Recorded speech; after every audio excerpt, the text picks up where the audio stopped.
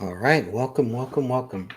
Let's get right into this. We got some very important things here. Glad to be back on this channel. Glad everything is working okay. Hope the audio is coming in all right. I'll try to adjust this mic just a little bit here. And I'm going to begin by playing what I really want to play here.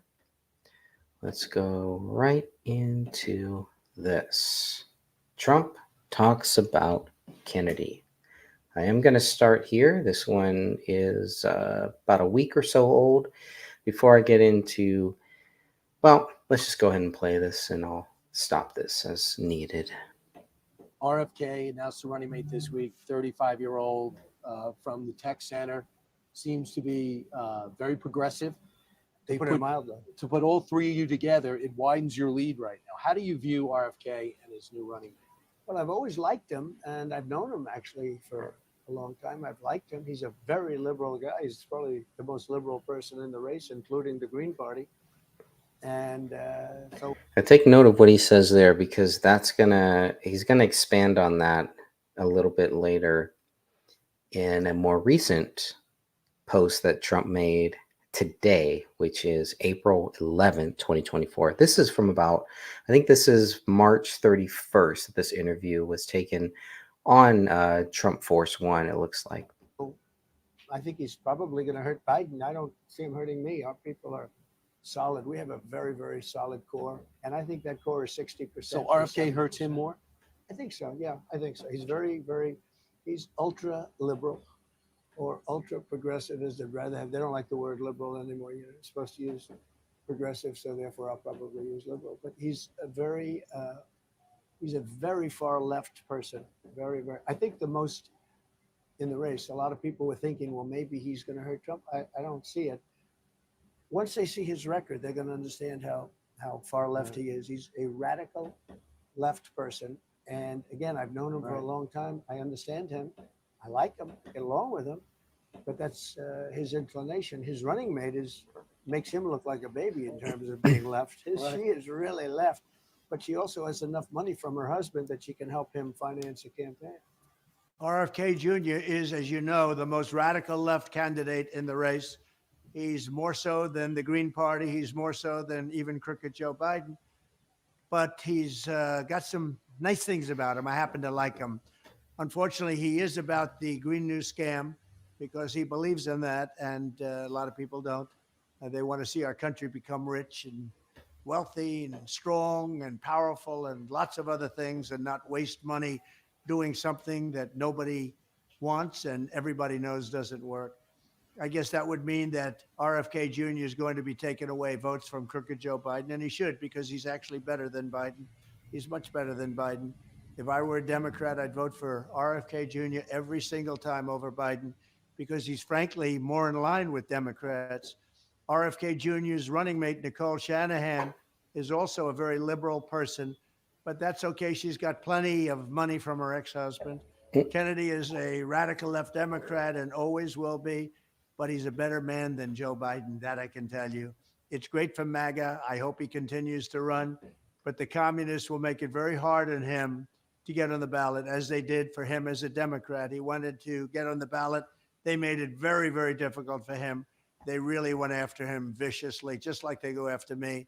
Welcome to the crowd, RFK Jr. But the fact is that the Democrats are vicious, communist, fascists. They're horrible people. They really hurt him badly, what they did to him as a Democrat. That's why he's running as an independent. But expect him to be indicted any day now, probably for environmental fraud. He is crooked Joe Biden's political opponent, not mine.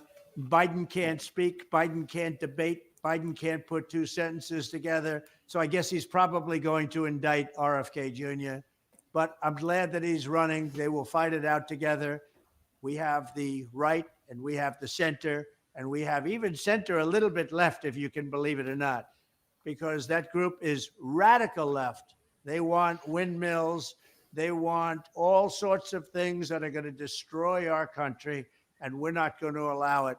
If you want to drive an all-electric car for a half an hour before you have to go home and get it charged, then you should vote for Joe Biden. But it's going to be interesting to watch the two of them fight it out. I do believe that RFK Jr. will do very well, and I do believe he's going to take a lot of votes away from crooked Joe Biden. Thank you very much. I really like that. It's very, I wouldn't say slanted, but it's very kind of balanced from President Trump. And again, we know how President Trump has often gone after his political opponents. There still seems like there's something very different that Trump does when he talks about RFK Jr. It still seems like, to me, that there is that level of respect. And when I listened to that speech, the second one, it looks like Trump is, what did I write? It was half, shoot. It sounded like it was half scripted, is what it sounded like. Like half of it was Trump reading off a script, and then Trump, as he usually does, goes off script and kind of gives his own views, his own thoughts on it. That's the way that I read this. That's the way that I looked at this. And because I've been waiting for this, obviously, writing the book, Kennedy and Trump, as I'm writing the first chapter, so far like 18 pages, and trying to put everything into a cohesive story to make sense of it. Where do you begin? Where do you end when these two guys have this history, this clear history? And then here you have Donald Trump, the only time, really, I mean, the only two times really going after Kennedy, as he's going to do. And Kennedy talked about this. Kennedy expects this. He expects Donald Trump to go after him, and he hopes that Trump will attack him on the issues. And so that's what Trump is doing. He makes it very clear. I like him. I like Kennedy. You're going to hear that over and over again. There were so many quotes in this first chapter of my book that it was like, how many times am I going to say, how many times am I going to quote Trump as saying he likes Kennedy? It's clear he likes Kennedy. They disagree on some things, but some of the things that really stuck out to me in that 3-minute video that kind of came out of nowhere. I don't know where that came from. If you're on Truth Social, Donald Trump posted about 4 or 5 different videos, and that was one of them. And it was just about RFK Jr. So I think Kennedy, sorry, I think Trump's campaign really wants Trump to go after Kennedy, and I don't think Trump is going to do that. Trump is way too smart for that, and because he understands the Kennedy family, he knows the Kennedy family. I should have added. I got a few clips here to play, but I should have added the clip about Trump, where he mentions Ted Kennedy, and I'll try to find that one and add that here too. But this is the podcast, Kennedy and Trump podcast number 35 that we have. Good to be back on this channel, and just wanted to play that clip because these are the clips that I've been waiting for, that I've been searching for, been looking for. And here comes Trump once again, kind of out of nowhere. We're just kind of waiting, RKO out of nowhere. And Trump delivers his views on Robert F. Kennedy Jr. Now, I think half of the problem that we haven't heard more about Trump's views on Kennedy is because the media is not asking him about it. They ask Kennedy all the time about Trump, but we don't hear a lot of Trump being asked about Kennedy. And when Trump is, it's very brief, it's very short, but this was a 2.5 minute clip, right? Let me see how long that was, but it's a 2.5 minute clip. Yeah, about 2 minutes, 35 seconds, where Trump is focused on Kennedy. Is it because of the vice president pick that Kennedy has? Is it just time? But Trump makes some interesting quotes there. He says, he looks forward to seeing Biden and Kennedy battle it out. But what about the real battle that we want to see? We want to see Kennedy and Trump battle it out. That's the real fight here. And that's what's going to make America great again and again and again, is to see that debate one-on-one with Kennedy and Trump, and let Sleepy Joe do his thing, and he can sit in the corner and just watch and maybe learn something, more than likely, I feel like Biden is in that bubble, the same bubble they put Clinton in, they put Bush in, Bush Jr., they put Barack Obama in, this bubble that just kind of praised them, and just they only wanted to surround themselves, to surround their president with people within that bubble. Whereas when Trump came in, he wasn't a part of this bubble, and they actually kept trying to poke at him and poke and poke and poke to just kind of poke jabs at the president, probably one of the greatest presidents ever, President Donald J. Trump. And now we have an interesting person that comes in named RFK Jr., who can make a very big difference, who can make America great again, who is making America great again. Just by running, Kennedy is making America great again. He is exposing Biden, and he is showing people that it's not just about Biden versus Trump. That's not what this is. And Trump knows that. But Biden, when you hear Biden being asked about what is the greatest threat here, it's all about Trump. Biden's campaign is all about Trump. Whereas Kennedy understands this is not about Trump. Trump is not the bad guy here. Trump is not the one, it's not we get rid of Trump and then the world is fine. That's not what this is. Biden is holding the mantle of the New World Order. Biden is doing the bidding of the New World Order. The same ones that got rid of Kennedy, the same ones that pulled off 9/11, and on and on and on. 2020.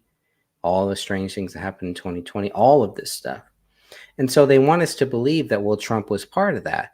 Trump was another part, to get Trump in, and that was part of the plan. I don't believe that was part of the plan. Maybe it was.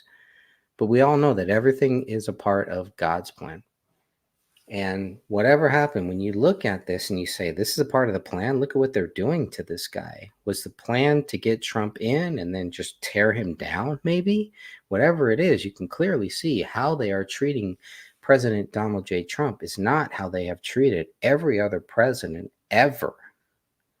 Name one president that they've treated like this. And then think about the presidents that maybe should have gotten this treatment. You want to talk about indictments, a president that should be put in jail. Let's start with George W. Bush Jr. That guy, he should be tried. If anyone's going to be tried for war crimes or anything, it should be George W. Bush. The things that they're going after President Trump for, Clinton did. Bill Clinton did. And so the double standard is very, very clear here. And I think a lot of people see it. I know Kennedy sees it too. Recently, and I'm going to play that clip too, they're going after him because of his views on January 6th. I have another clip about Kennedy talking about 9/11. These are all things, very powerful things, and that the common person like me wants to hear, man. I want to hear presidents talk about this stuff. But they try to put the presidents in this bubble where they don't even talk about it. They never get asked about it. And they're asked about, what is your favorite flavor ice cream? I don't care what Joe Biden's favorite flavor of ice cream is. I don't think many people do. So it's just more of the draining the swamp. And there's a lot of disagreements between Kennedy and Trump, but what they agree on are some of the major things, some of the major issues that I believe most Americans agree on, or at least want to talk about. Some of the stuff they go after Biden, they talk about Biden. Biden, just yesterday, right? He had the premier of Japan, whatever the Japanese equivalent of the president is. He had him on there, and Biden's clearly reading from a script. Can't even read from the script that they're giving to him. Right? I mean, at least Trump can read from the script, from the teleprompter scripts that they're giving. He may go off script, but he comes right back to it. He knows how to do that. Whereas with Biden, he was talking about something and he's talking about the 20th century. And then he corrects himself, the 21st century. Right? And it's so fake. It's so staged. I'm just so tired of it. The same old, same old. And I understand why people are tired of it, but there's a revolution, and the revolution is with Kennedy and Trump. There's something very different about these two men, about these two presidential candidates. It's very different from past presidents and past presidential candidates that actually have a chance of winning. And if you don't think that RFK Jr. can win, you are going to be pleasantly surprised because he can win. RFK Jr. may not win in 2024, but he can win, and he will be a future president. I don't believe he's going to beat Trump in 2024. I do believe RFK Jr. can win in 2028 and 2032. That's just my view. But if anyone can win and beat Trump in 2024, it is RFK Jr. There's no doubt in my mind that RFK Jr. is the only one who can beat Trump in 2024. And so I'm going to play maybe a few more clips, but I thought that was a very powerful clip because when Trump feels like he's backed into a corner or they're coming after him or something, he usually is on the attack. And here you have a 2.5-minute speech of President Trump talking about RFK Jr. And it's almost like, I don't want to say like a bipolar, but it's like he's reading something and talks about how Kennedy is just ultra liberal, this and that, but he's better. It's back and forth. And I like that about Trump. I like when Trump is forced to play that balancing act. And I don't, maybe force is not the right word, but it feels like Donald Trump, we're getting another side of Donald Trump that we don't see too often because he's usually talking about people that go after him. Kennedy is not going after Donald Trump. Kennedy is very, very different. What Kennedy does is he talks about his views, about what he agrees with Donald Trump and what he disagrees with Donald Trump on. Kennedy is also able and willing to say that he's wrong about things that he used to disagree with Trump on. And it's very interesting because Kennedy is the only one, maybe the only one, but he is one who has actually beaten Trump in lawsuits and has beaten Joe Biden in lawsuits. So he is a very interesting person. I am really looking forward to this. And I'm also looking forward to having my friend here, Catherine Michelle, who's going to join us. How are you, my friend? Hi, I forgot my microphone. Can you hear me? I can hear you good. It sounds Okay, good. perfect. Then I won't worry about it. Sorry. Okay. Yeah, just talking about, some of the things that there was an interesting clip today that President Trump came out with, and he pretty much goes after RFK Jr. It's about a 2.5-minute clip. I don't know if you've seen it. If you haven't, I'd love to replay it for you, get your thoughts on it. There is a lot just in that 2.5-minute clip. The media made it sound like, Trump really went after RFK Jr., but I'd love to just play this 2.5-minute clip and kind of get your thoughts on it, if that's all right. Yeah, because I would really like to address what you were just saying, because I'm one of Please do. those, and I want to hear more of what you said, because I'm one of those who are like, this is going to be such a critical race. I don't want to waste my vote on somebody who can't win. So I have to go just to get Biden out. You know what I mean? And so I've been telling everybody, don't go independent, don't go all that stuff. You got to go Republican. So if I'm saying it wrong, I want you to set me straight. Oh, awesome. All right. Well, let me play this and then we'll come back and get your thoughts. This is about 2.5 minutes here of President Trump attacking RFK Jr. RFK Jr. is, as you know, the most radical left candidate in the race. He's more so than the Green Party. He's more so than even crooked Joe Biden. But he's got some nice things about him. I happen to like him. Unfortunately, he is about the Green New scam because he believes in that, and a lot of people don't. They want to see our country become rich and wealthy and strong and powerful and lots of other things, and not waste money doing something that nobody wants and everybody knows doesn't work. I guess that would mean that RFK Jr. is going to be taking away votes from crooked Joe Biden, and he should, because he's actually better than Biden. He's much better than Biden. If I were a Democrat, I'd vote for RFK Jr. every single time over Biden, because he's frankly more in line with Democrats.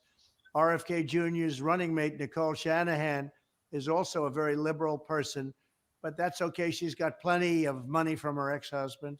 Kennedy is a radical left Democrat and always will be, but he's a better man than Joe Biden, that I can tell you. It's great for MAGA. I hope he continues to run, but the communists will make it very hard on him to get on the ballot, as they did for him as a Democrat. He wanted to get on the ballot.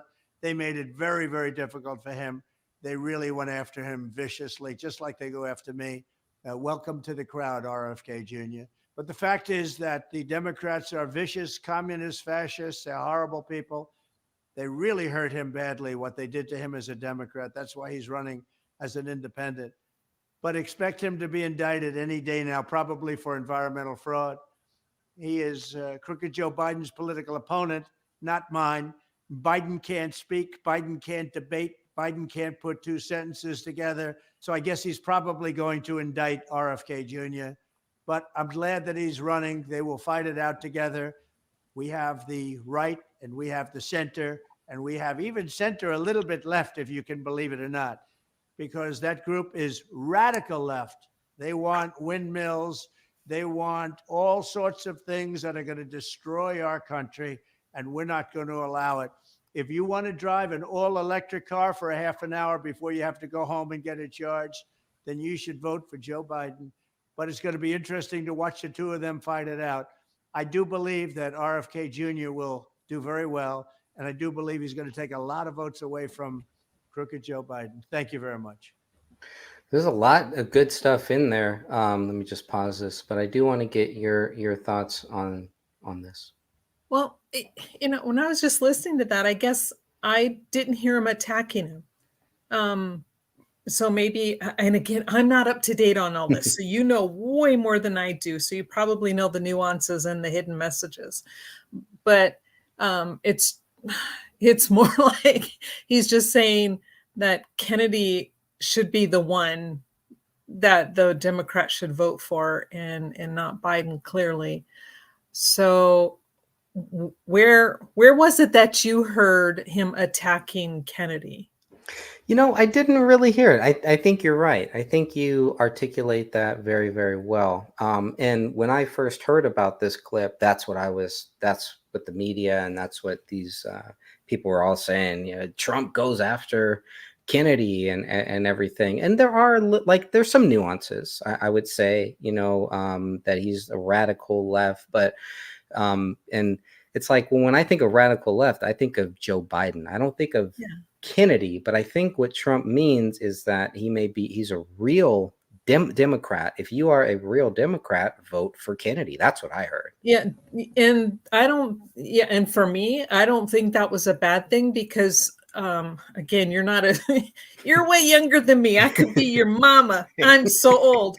But I remember way back in early 60s, right? Okay, that's dating myself. I remember that time. Yes.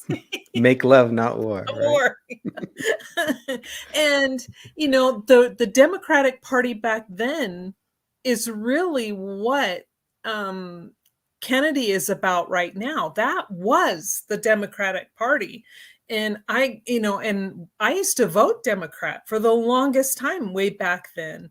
And it wasn't until things started turning so liberal and they got weird and wackadoodle that I switched parties. I went straight to Republican because, I at first, and that's why I was telling you, I tell my friends, wait, don't go, you have to do this, you have to do this, because that was the argument that they won me over.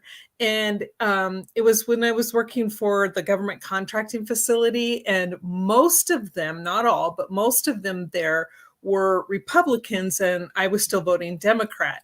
So they sat me down and they got me with logic, because before I was always voting on feeling. And so they sat down and they really said, okay, hey, get rid of your feelings here, push those aside, and now look at the logic. And so when you do that, then one side makes more sense than the other. But and I went off on a tangent and I lost where I was going. But anyway, what I see here, which is what happens with the media so often these days, is so frustrating. Trump isn't attacking him. Yeah, he called him radical left, which, who knows? I mean, Trump's getting up there too. And us older people tend to get things confused sometimes and say the wrong thing, as you see with Biden, except for we're not that bad, right? But, it's like, if Kennedy, and this would keep me from voting for him, if he truly is about the Green Deal, I don't want anything to do with that. No, that is the biggest waste of money. It costs so much, like those windmills, which a lot of people may not know. It's like I was in California and lived there when they first started putting them up, and then they would have these big, massive fields of the windmills. Well, then come to find out, those windmills, when they break down, which is quite often, they can't be recycled. So they have these big, massive, like graveyards, so to speak, of these windmill parts. And it's like, where's the green in that? I mean, you still have to use coal, you still have to use all this other stuff, and then you have these things that cannot be recycled. And that's just one of it. Same thing with the electric cars and all that other garbage with that. So yeah, which is interesting. That may be one of the things that I think Trump is kind of wrong on, or kind of going after RFK on. He may be lumping him in, because I haven't heard RFK talk about anything about the green. RFK is a real environmentalist. He talks about the mercury and the fish. He is a guy who has sued Monsanto and won. He's the real deal. Something. Yeah. Because I don't know of anybody, California, a lot of the farmers out there, and even in our Midwest, who have tried to sue Monsanto, and they've all lost, every single one. Yeah, Kennedy is not afraid to talk about, where does this autism come from? He is not scared to talk about why we in the past you had 3 or 4 shots. Why are we giving them 74 shots now to children? Why are children getting a Hep C shot when they're a newborn baby? Oh, the Hep B? Yeah. Oh, I'm sorry, Hep B. Thank you. Yeah, and that is it is not necessary. And I didn't even know they were doing that until my daughter, they didn't do that when she had her daughter, but when she had her son, and there was a 10-year difference between when her daughter was born and her son was born. And then she was like, she goes, started listing all these, she goes, oh yeah, and they're going to give this. And then she mentioned the Hep B, and I said, excuse me? And she didn't know at the time what it was. And I said, Lindsay, no. I said, do you know what Hep B's for? And she's like, no, but they said it was all part of it. I said, that's for sexually transmitted. It's a sexually transmitted disease. Do you plan on pimping out your infant? And she was like mortified. And I told her, I said, when I was working in the hospital, we had to get, and I understood, and I only got my vaccines when I was in the ER, just because of the environment. That to me is different. Where I am now, I don't get them because I don't need them. But there I did. That one I didn't want, but I had to in order to keep working. And then I had to sign a waiver. So if I had gotten sick or something, had any kind of a reaction, I couldn't then sue the hospital or sue the company. And so I told her, I said, look into this. So that's when she started looking into it. And she stopped vaccinating after that. But yeah, it's like, what is wrong with these people? Yeah, they tried to scare us. Kaiser tried to intimidate. They brought this big black dude in to try to intimidate us. And I'm like, we're not doing that. Good. And they tried to do all of these things. And with our second child, they tried to intimidate us differently, and tried to guilt us into, like, no, we're not. And there was another one, I think it was a vitamin K or something. Yeah, the vitamin K shot. Yeah. Yeah, they tried to intimidate us with that one too, like, oh, it could cause seizures, it could cause this and that, or something like that. And we're just like, no, we're not doing that. Well, but and And I never thought twice about the vitamin K shot. I'm like, well, when you're in What the is it? medical What? field and you deal with this stuff, it's like, whatever. It's, just this shot, right? And it's to help with clotting, because once they start cutting the Yes. cord, then, you don't want them to bleed out. But here's the thing that I told my daughter. I said, you know what? We were created with this fantastic ability. And I learned this later, of course, when I was in nursing school. I said, here's the kicker to all this is we were created that when we give birth, there's a reason why the placenta takes longer to be expelled from the body. I said, it takes roughly 5 minutes for the infant then to be able to start clotting its own blood and to keep from bleeding out when you take the cord away. I said, but in America, we're all too eager. Once you come out, cut that cord, clamp it. Well, if you do it that way, like right away, like what we do here in the US, and if it's not clamped correctly, they can bleed to death through that cord. Oh. But if you just leave it for 5 minutes, 3 to 5 minutes, it takes care of itself. Interesting. Yeah. And it's this amazing miracle.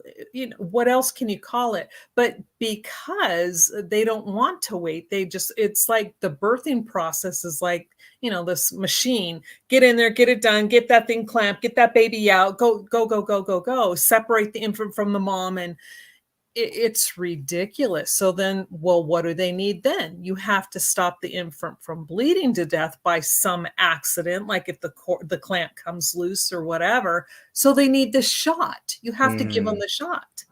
So the vitamin K will clot the blood. Interesting.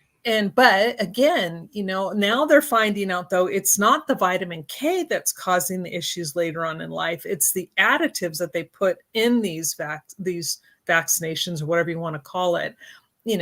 I can't remember if they put aluminum, which they probably do. Those are the what do they call that? I forget the term, but those additives, that's what's causing health issues later on in life. But again, they can't just do something simple like K, or just let nature take its course and let it do it itself. Right. But then they will now.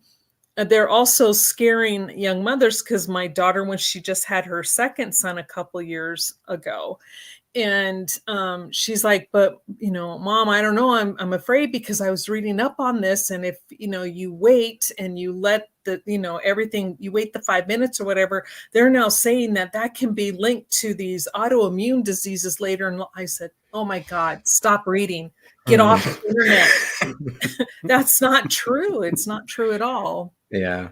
She may like some of Kennedy's books. It talks about, and you may have some interesting views on that too, because he has written a lot about that. Something that I learned, and I got a strike from it, of course, for trying to play a 5-minute clip of where Kennedy talks about that he was on Donald Trump's vaccine safety committee back in 2017. So President Trump, one of the first things, because he gets a lot of crap, and I give him a lot of crap for some of the people he put in certain places. I mean, John Bolton, he had Henry Kissinger. I mean, he had some just swamp creatures, right? And so when he says drain the swamp, that's the best thing he could have said in 2018, because a lot of those guys were not there in 2018, but a lot of them were there in 2017. They were there when he was put in office. He surrounded himself with some pretty bad people. Yes, he got rid of them later on. But one of the good things that he did, one of the biggest mistakes that I think President Trump did in those early years, was to let RFK Jr. go. He put RFK Jr.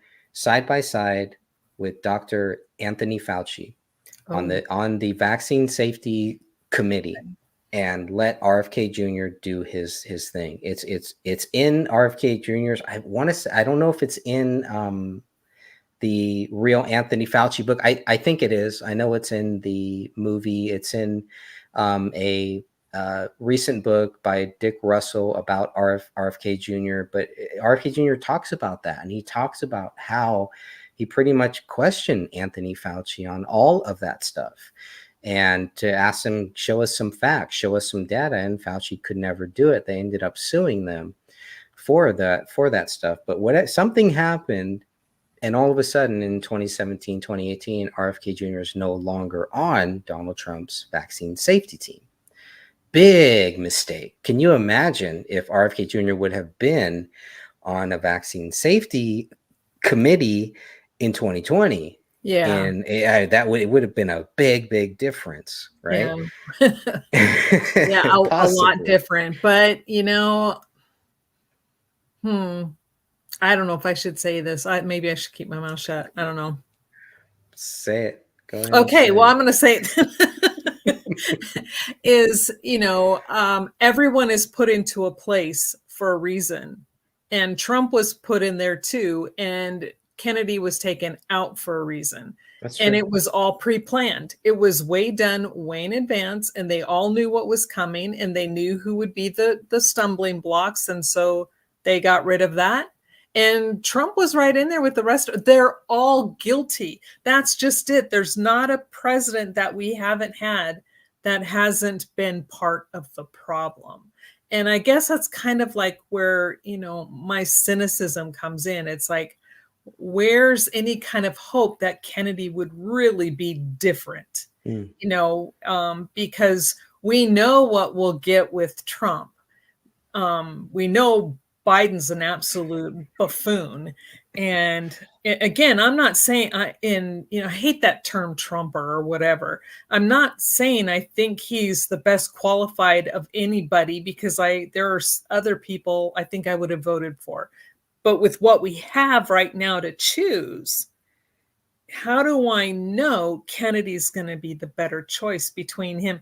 We have, in my mind, it's like, I'm like going, okay, I have to at least put my vote to where I think it's going to win, because I do not want that dementia-ridden buffoon in there anymore. 4 more years. Yeah, our country, we won't even have a country anymore. Well, and that's being fanatical, but it's like he's destroying us. They are destroying our entire country. Yeah, they are. And I don't want to stand by and watch it happen anymore. Yeah, and they're doing the same thing I feel like we had when Bush was in office, probably when Clinton was in office too, and I don't know how far back it goes, Barack Obama, where they put these guys in this bubble and they kind of mask them, and to me that's what stuck out with Trump, where it seemed kind of different, where it's like they usually will go to these great lengths to protect their president. It didn't matter if it was George Bush, who is guilty of many war crimes, who should, if anyone should be in jail, it's George W. Bush, in my view. And Obama and Bush, they need to be in a cell together. Yeah. Yeah. And so it's very different that the only one they're actually trying to put in prison is Donald J. Trump. What makes him so different? And in that speech that we just played, Trump even says, he warns RFK Jr., you got to be ready, because they're probably going to indict you on environmental crimes, because Kennedy is an environmental lawyer. And so they're going to try to go after him. They've already tried to go after him. They've already tried to censor him. He was at a censorship hearing. They tried to censor him at a censorship hearing too. It was crazy. I don't know if you've seen that, but it was just some of the craziest stuff that I've ever seen. What they've been doing to Kennedy is so similar to what they've been doing to Trump. And I'm not a computer programmer, but I understand a little bit about computer programming. This just seems like a program. And it's like they put this virus in there and said the same virus that we've been going after Trump with, they just also sent that virus over to the Kennedy team too. And the similarities, and that's what really prompted me to start to write this book here, is because this is crazy how similar they are. And I wanted to see, are they going to go after each other? Because I've seen Trump go after political opponents unlike anybody else.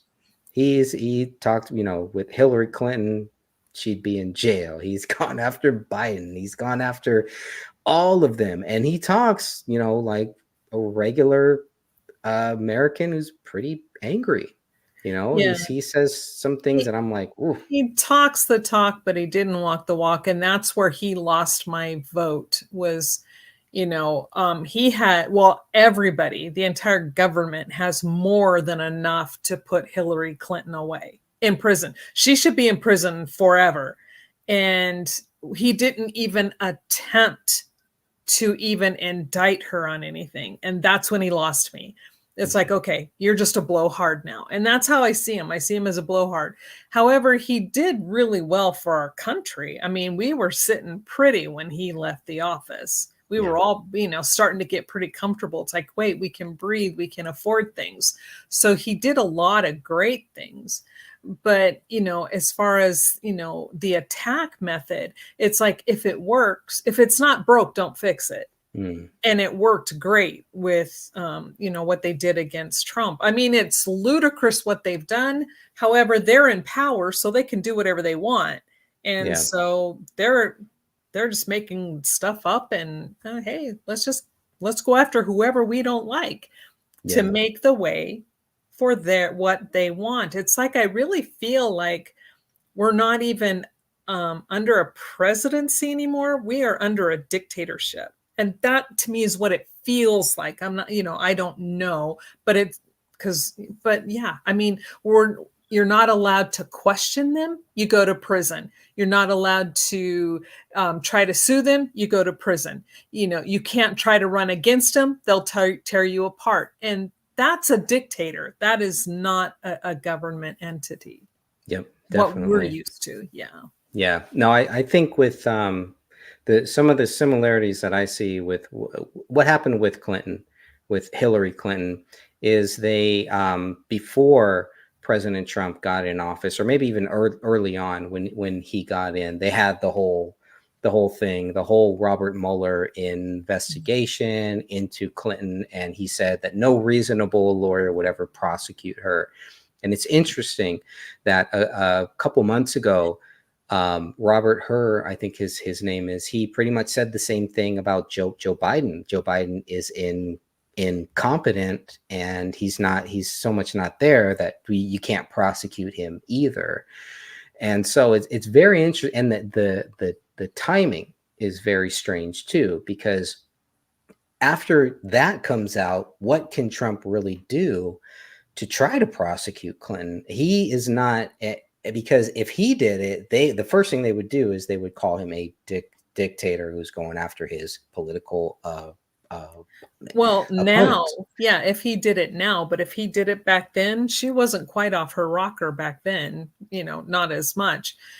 Then I see where if he had jumped in, been sworn in, and then right away started the process, then I think it would have been okay. But yeah, now, I mean, she's just as loony as Biden is. They're both like, they both belong in a home being spoon-fed. And it's sad. But see, that's the thing that gets me, is they had, Pedo Joe tested, and he comes out as quote unquote not fit. And he's got all these problems.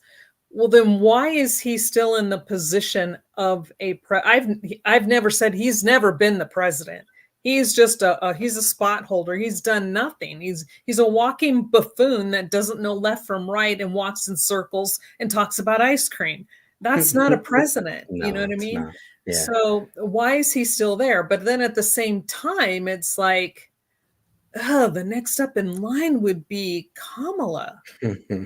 And she's worse. I mean, how bad is that to have her, who's worse than a guy with dementia? Yeah, who has run? Biden has run, I think, 4 times previously and lost. Well, so they keep going, and they put and her how there. She even got to be in the position of vice president. I mean, she had to drop out of the presidential race because she had 0% of the vote, 0%, and then all of a sudden she's on the ticket as vice president. What? Right. Scripted. It sounds scripted to me. Yes. It's all staged. And I really think I don't know. I think there's something different about Trump, and I could be wrong, but I think there is something different. And I think that the Clinton thing, just to end that thing, is just that they had, pretty much said Robert Mueller, who got fired, Trump fired him, which he didn't do a lot, but he did fire that guy, thankfully. Which is like, you know, John F. Kennedy firing Edgar J. Hoover. You know, it's a big deal then for him. You know, John F. Kennedy should have fired that guy, if anything. But you know, by the time that Clinton had already been cleared of it, if Trump would have made any move against Clinton, I think there would have been more of a backlash against him. And now it's like they're so scared that when Trump gets back in office in 2024, that he's going to go after Biden. That they had to bring this thing out to say, well, we can't prosecute Biden either. And that's what I mean. It sounds very, very similar where they're already saying, no, we can't go after Biden. We can't go after Clinton. And so if Trump tries to do anything now, it's you know, they're setting it up as if maybe that's scripted too. Maybe they do want Trump back in. And they're setting it up to make sure that Trump doesn't go after them. And they've questioned Trump about it. And he says, they ask him about his revenge in all of this. And Trump has made it clear, this is what he says. It may not be what he does, but his revenge will be to get back in office and get the country back on track. We'll see if that's what happens. I don't see Trump. I mean, he could have easily done that when he was president the first time if he was a vengeful person. He doesn't again, could be wrong. I don't know the man personally, but he comes across as the type of man who's like, if I have business that needs to be attended to, I'm going to do that. I don't have time. Take your pettiness and walk out the door. Leave me alone. We've got to fix this. Right. And so that's how I see him. I don't see him as, and that's why, you know, my petty side is that's why I'm so mad at him, because I'd go after them. You know? I think we all expected that. Yeah, no, we thought, oh, Trump's going to get in office. He's going to put the Clintons in jail. He's going to put all these pedos in jail. And none of that happened. Mm-mm. None of that happened. You know, he talked about draining the swamp. I believe that he did. A lot of people don't believe that he did. They believe, and RFK Jr. is one of those people. It says, how can you drain the swamp when you put the swamp creatures in power of that swamp? And so I half agree with him on that. I think Trump did not only got rid of a lot of people, but more or less he exposed a lot of those people that we've been trying to probably expose for years and years. He brought the NWO like cockroaches and shined a big spotlight on them to let people know this is who they really are. You're not going to get that from Biden. You're not going to get that from Barack Obama or Bush or anything like that, because like you said, they're part of that system. Yep. People want to believe Trump is part of that system. I don't know. You know, I just really think there is something different the way that they've treated every other president in history and the way that they're treating President Trump. And the way they treat RFK Jr. is very similar. That's why I like both. That's one of the reasons why I like both. I've always liked the Kennedys, but well, yeah. I mean, I grew up in that era, and the Kennedys were like our royalty. You know, if we had royalty, but yet you see what they've done to that family. Yeah, all of them are. The government has killed them all. And so I'm like, okay, why does he want to run? Okay, I mean, you have a really long family history of every time your family has gotten into office, they've offed you, and not in good ways. So right. Why are you putting yourself in that position? I don't know. I mean, he must have a real strong love for the country, which is good. It's a good thing to have. We definitely need that. And I think Kennedy is a very good person who has also exposed the same swamp to say, well, okay, why are they giving a person like maybe Nikki Haley, who is running against Trump, why does she get Secret Service protection, but RFK Jr. doesn't? If anyone should get Secret Service protection, shouldn't it be RFK Jr.? They still won't give him that. And they make excuses, say, well, they'll only do it 180 days out. If you are the presidential candidate, 180 days out, and you have to have a certain number of, you know, this and that. But they did it for Barack Obama when it was like 500 days out, right? And so Kennedy brings up all these things. Well, why, they've done it for these people, they've done it for them. Why aren't they doing it for me? And this is when he was still running as a Democrat. So, I mean, and now it's just even worse, it's so crazy to me. Some of these things that are happening, I just want to document all of this stuff and put it in a nice little book, not only for us, but for our future, because we know how bad the censorship is, and our children's children, it's going to be even worse. And I want them to have some type of resource if they really want to dig in and learn more about what happened in this very pivotal point of history. This time right now, to me, 2024 is very special. And we could say that about every day, every year, but there's something very different about this presidential election. Not the Ross Perot. The Ross Perot thing is okay. That's one thing. This is different. This is a lot different. It's like taking that to a different level for me, because I remember Ross Perot. I thought he was great. I thought it was awesome to see a third party person up there. And I'm really looking forward to seeing a debate between Trump, Kennedy, and Biden right there. I think it'd be awesome. I think it'd be great. It would be good between Kennedy and Trump. Biden will have nothing to say. He'll just be asking for his ice cream cone. That works in Biden's favor, though. All he has to do is stand there and let Trump and Kennedy go back and forth, right? They're just going to ask him, "What's your favorite dog? What's your favorite color?" I don't know. Did you hear this? The other day, Biden was, I have another clip I want to play, but did you hear this? Biden was asked the other day, what is his best moment in the White House? And he said it's his grandchildren coming into the bed and jumping on their bed and waking them up in the morning. Weird. That's all I want to say on that before I get my third strike on this channel. But I think where think where it's going with that. It's like, wow, of all of the moments that's the moment. That's what stands out to you, not how you got the country back on track, how you stop wars and this and that. That's the big, your grandchildren coming into your bed. Well, I look forward to that too, I guess. I don't know.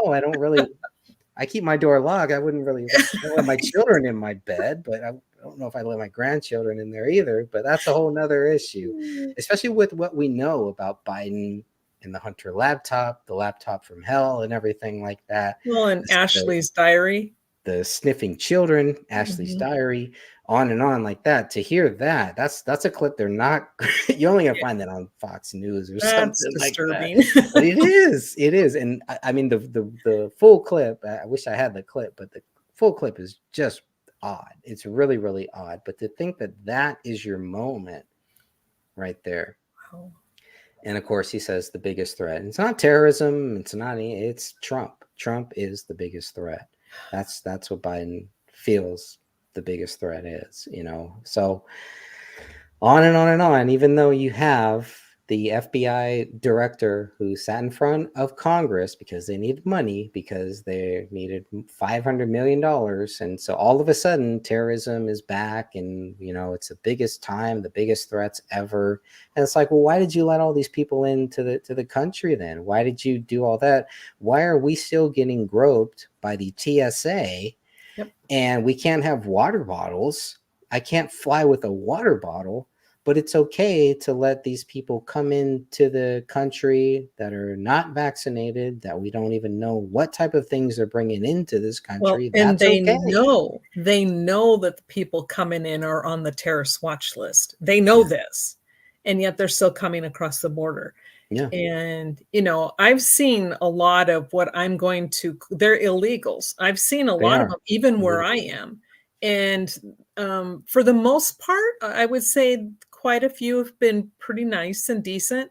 But then there's groups of them that go through the store shopping and they walk around like they own the place and they're going to just take over anybody and everybody. It's like, don't give me no evil eye, I don't care who you are. We will tussle in the frickin' store. And I'm just like going, if you think I'm going to be afraid or not come to my store because you're now in here acting like you are, you clearly don't understand Americans, because a lot of us, we're not going to take that. Mm-mm. There are some who will, but a lot, we will take you down, Yeah. because this is our country. But yet they've let them in by the droves, and now they're infiltrating like these little fingers everywhere. Yep. I don't like it. No, I don't either. And I really love that Kennedy changed his view on the whole border wall and actually said, I was wrong about Trump's wall. He said that and Yeah, I heard him. it's like, wow, okay, that's really cool. And that's great. And he went down there and he looked at what was happening. He did a 18-minute video that he goes down there. They have rooms where they try to help children who have been sexually abused by these people, and some of the stories that are there, it's just crazy. And it's like, wow. And then you have Biden and these radical, weird Democrats who are like, everything is fine. We should just let them all in. No, they all need to go down there and work that border. I kind of was like on the fence with it all. And I'm like, if it goes up, fine. If it doesn't, whatever. I'm like, I wasn't convinced one way or the other until I knew somebody who went down there and worked as a Border Patrol agent. And when they were telling me, I mean, they weren't even in that job, not even 6 months. And they're just like, I can't do this. It is the most dangerous and the most horrible thing you will ever see. And, what they told me about what happens, I'm like, get that damn wall up. Yep. Keep them all out. Put it up and don't let them in. And those who truly want it, I'm all for having them come in the legal way. Absolutely. Open it up to those who come in legally. You go through the process, you come in the right way. We will accept you with open arms. Absolutely. But what they're doing now, no, it's got to stop. It's so bad down there. Yeah. I think it's so bad that they're even saying Biden is probably going to do something. He's going to come out with some executive order and everything. And again, the problem is the reason why they're hesitant, I think anyways, the reason why they're hesitant is because day one, Biden came in and reversed everything that Trump had done to secure our borders. And I love, there's a great Kennedy quote where he says, a country has to have borders. Country doesn't have borders. And, it's not a country. What type of country does not have borders? What is it then? And who it's like, doesn't protect their borders? Name me one country that doesn't, but yet America and Trump especially was dragged through the mud for trying to protect our borders. Yep. And it's these globalists who don't want countries. They don't want borders. Right. And it goes back to that. Well, this is the whole New World Order thing. There's the globalists.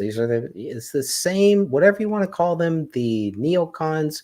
Kennedy calls them that, which I love. That's a term that I grew up with, because I was a Democrat and I was a lifelong Democrat. Kennedy's, I have many books for the Kennedys, read as much as I can. I'm still reading as much as I can. The Kennedy family is fascinating to me, whether you, what you like, what you don't like, who says this, who says what. But here we have, I don't, 3 strikes and you're out, but third time is a charm. 3 times is a charm. And here we have one Kennedy that was killed while in office, second Kennedy that was killed right when he won the nomination. And now we have a Kennedy that I think if they go after him, if they try to kill him, it's going to be, it's only going to work in Trump's favor, and they don't want that. So Trump may actually be helping to keep Kennedy going. And then at the same time, they're like, well, they have all these plans of how they're going to get Trump, and Kennedy is messing those plans up too. because he's not supposed to be here. It's supposed to be the rematch, and they already know. They learned in 2020 what they can do to keep Trump out of office, et cetera, et cetera. All the things that they did with all of the riots and everything else. How are they going to factor in Kennedy now that Kennedy's there? Yeah. And, the thing that I don't understand is, they're trying to indict Trump for questioning the election totals. I don't see them indicting Hillary. She did the same thing.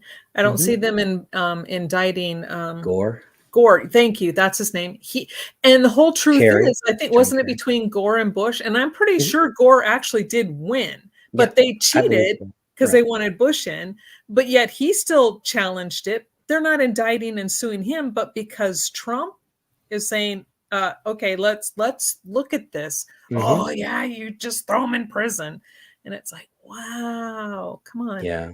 And it's all due to things like that I finally, I walked away from the Democrat. I'm done with they're just a bunch of whiners.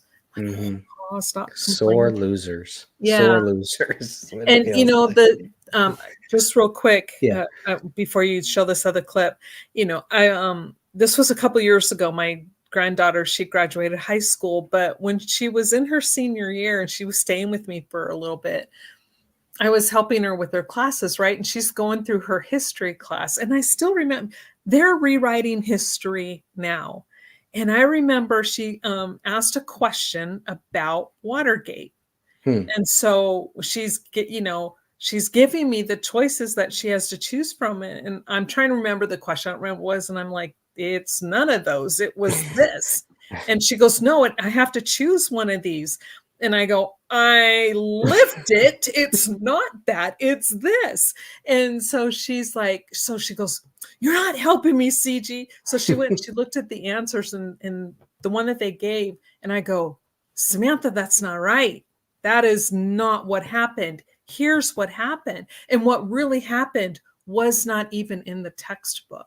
It was completely done. And I'm just like, and I told her, I said, okay, when you're covering history from now on, you talk to me and then you do what the book says because I want you to pass. I said, but you come talk to me and I'm going to tell you what really happened, like the Kennedys and the Watergates and all that other stuff. I said, that was happening when I was in high school, middle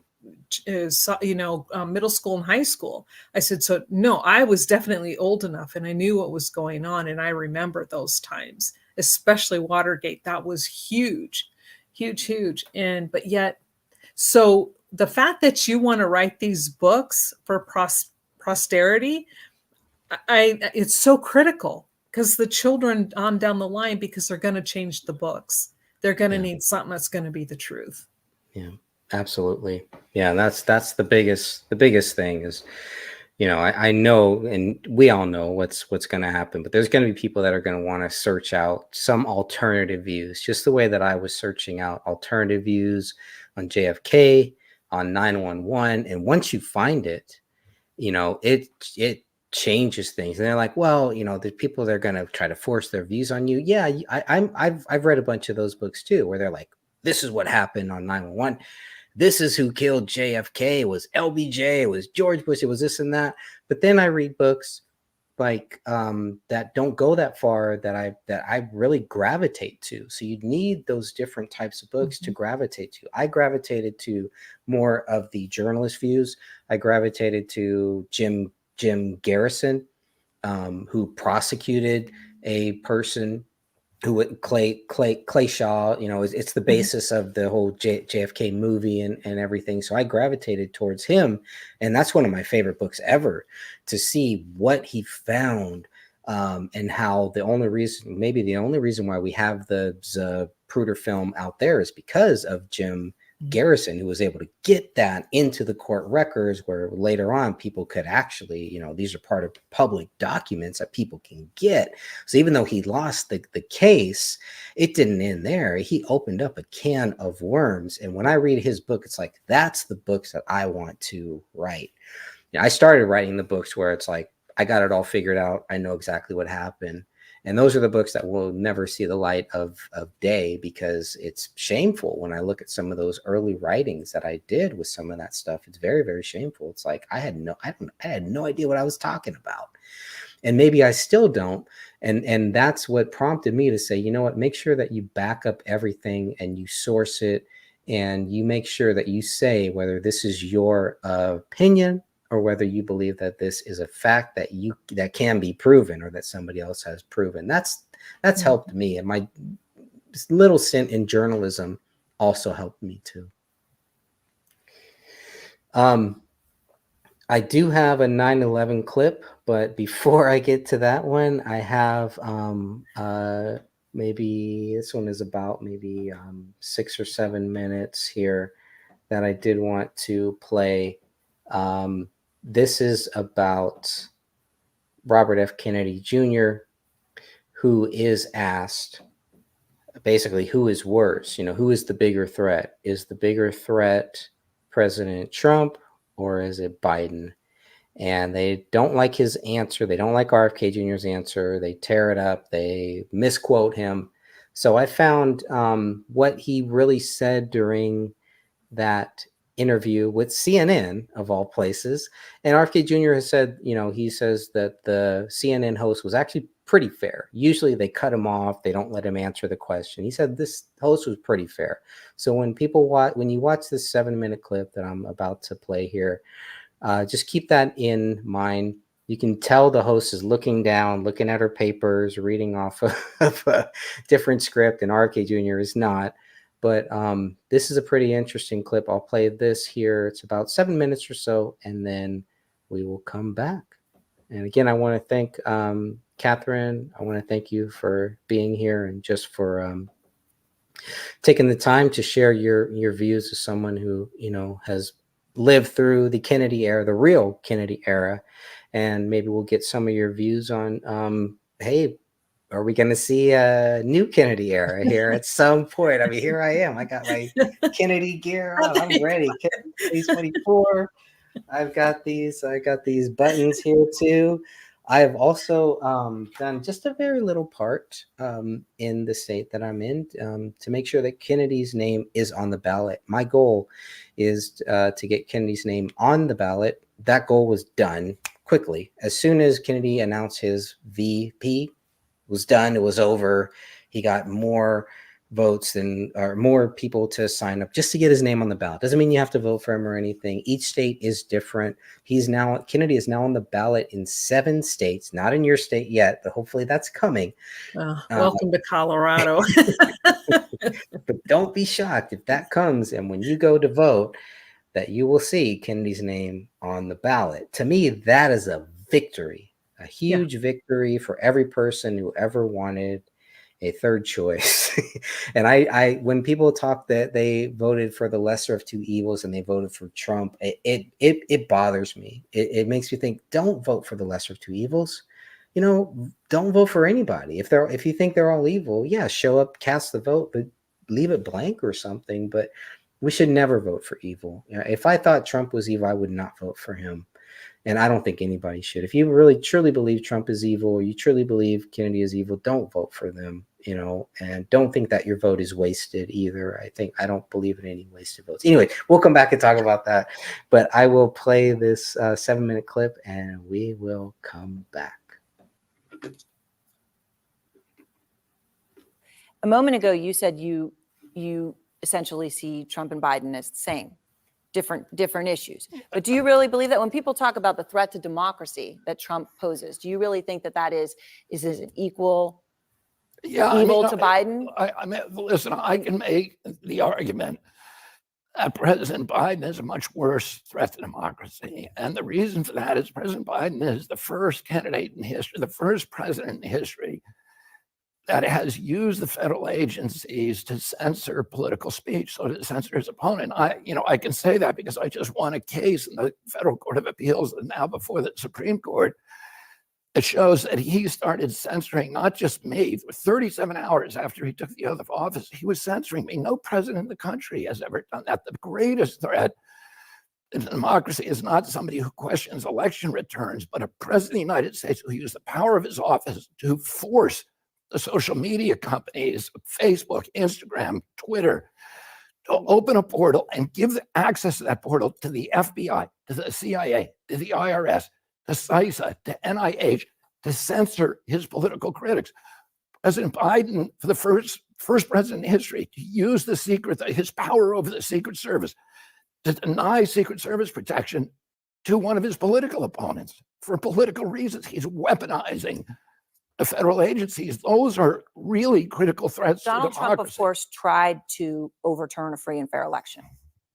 He tried to overturn one, right? He's still fighting in court. Yes. How is that not a threat to democracy? Well, I think that is a threat to democracy. If trying to overthrow the election clearly is a threat to democracy. But the question was, who is a worse threat to democracy? And what I would say is, I'm not going to answer that question, but I can argue that President Biden is, because the First Amendment, Aaron, is the most important. Adams and Hamilton and Madison said, we put the guarantee of freedom of expression in the First Amendment because all of our other constitutional rights depend on it. If you have a government that can silence its opponent, it has license for any atrocity. So just to be clear, you're saying you could make an argument that President Biden is a worse threat to democracy than Donald Trump. That's what you just said. But who else has ever tried to send, what president in history has ever tried to censor political opponents? What president has weaponized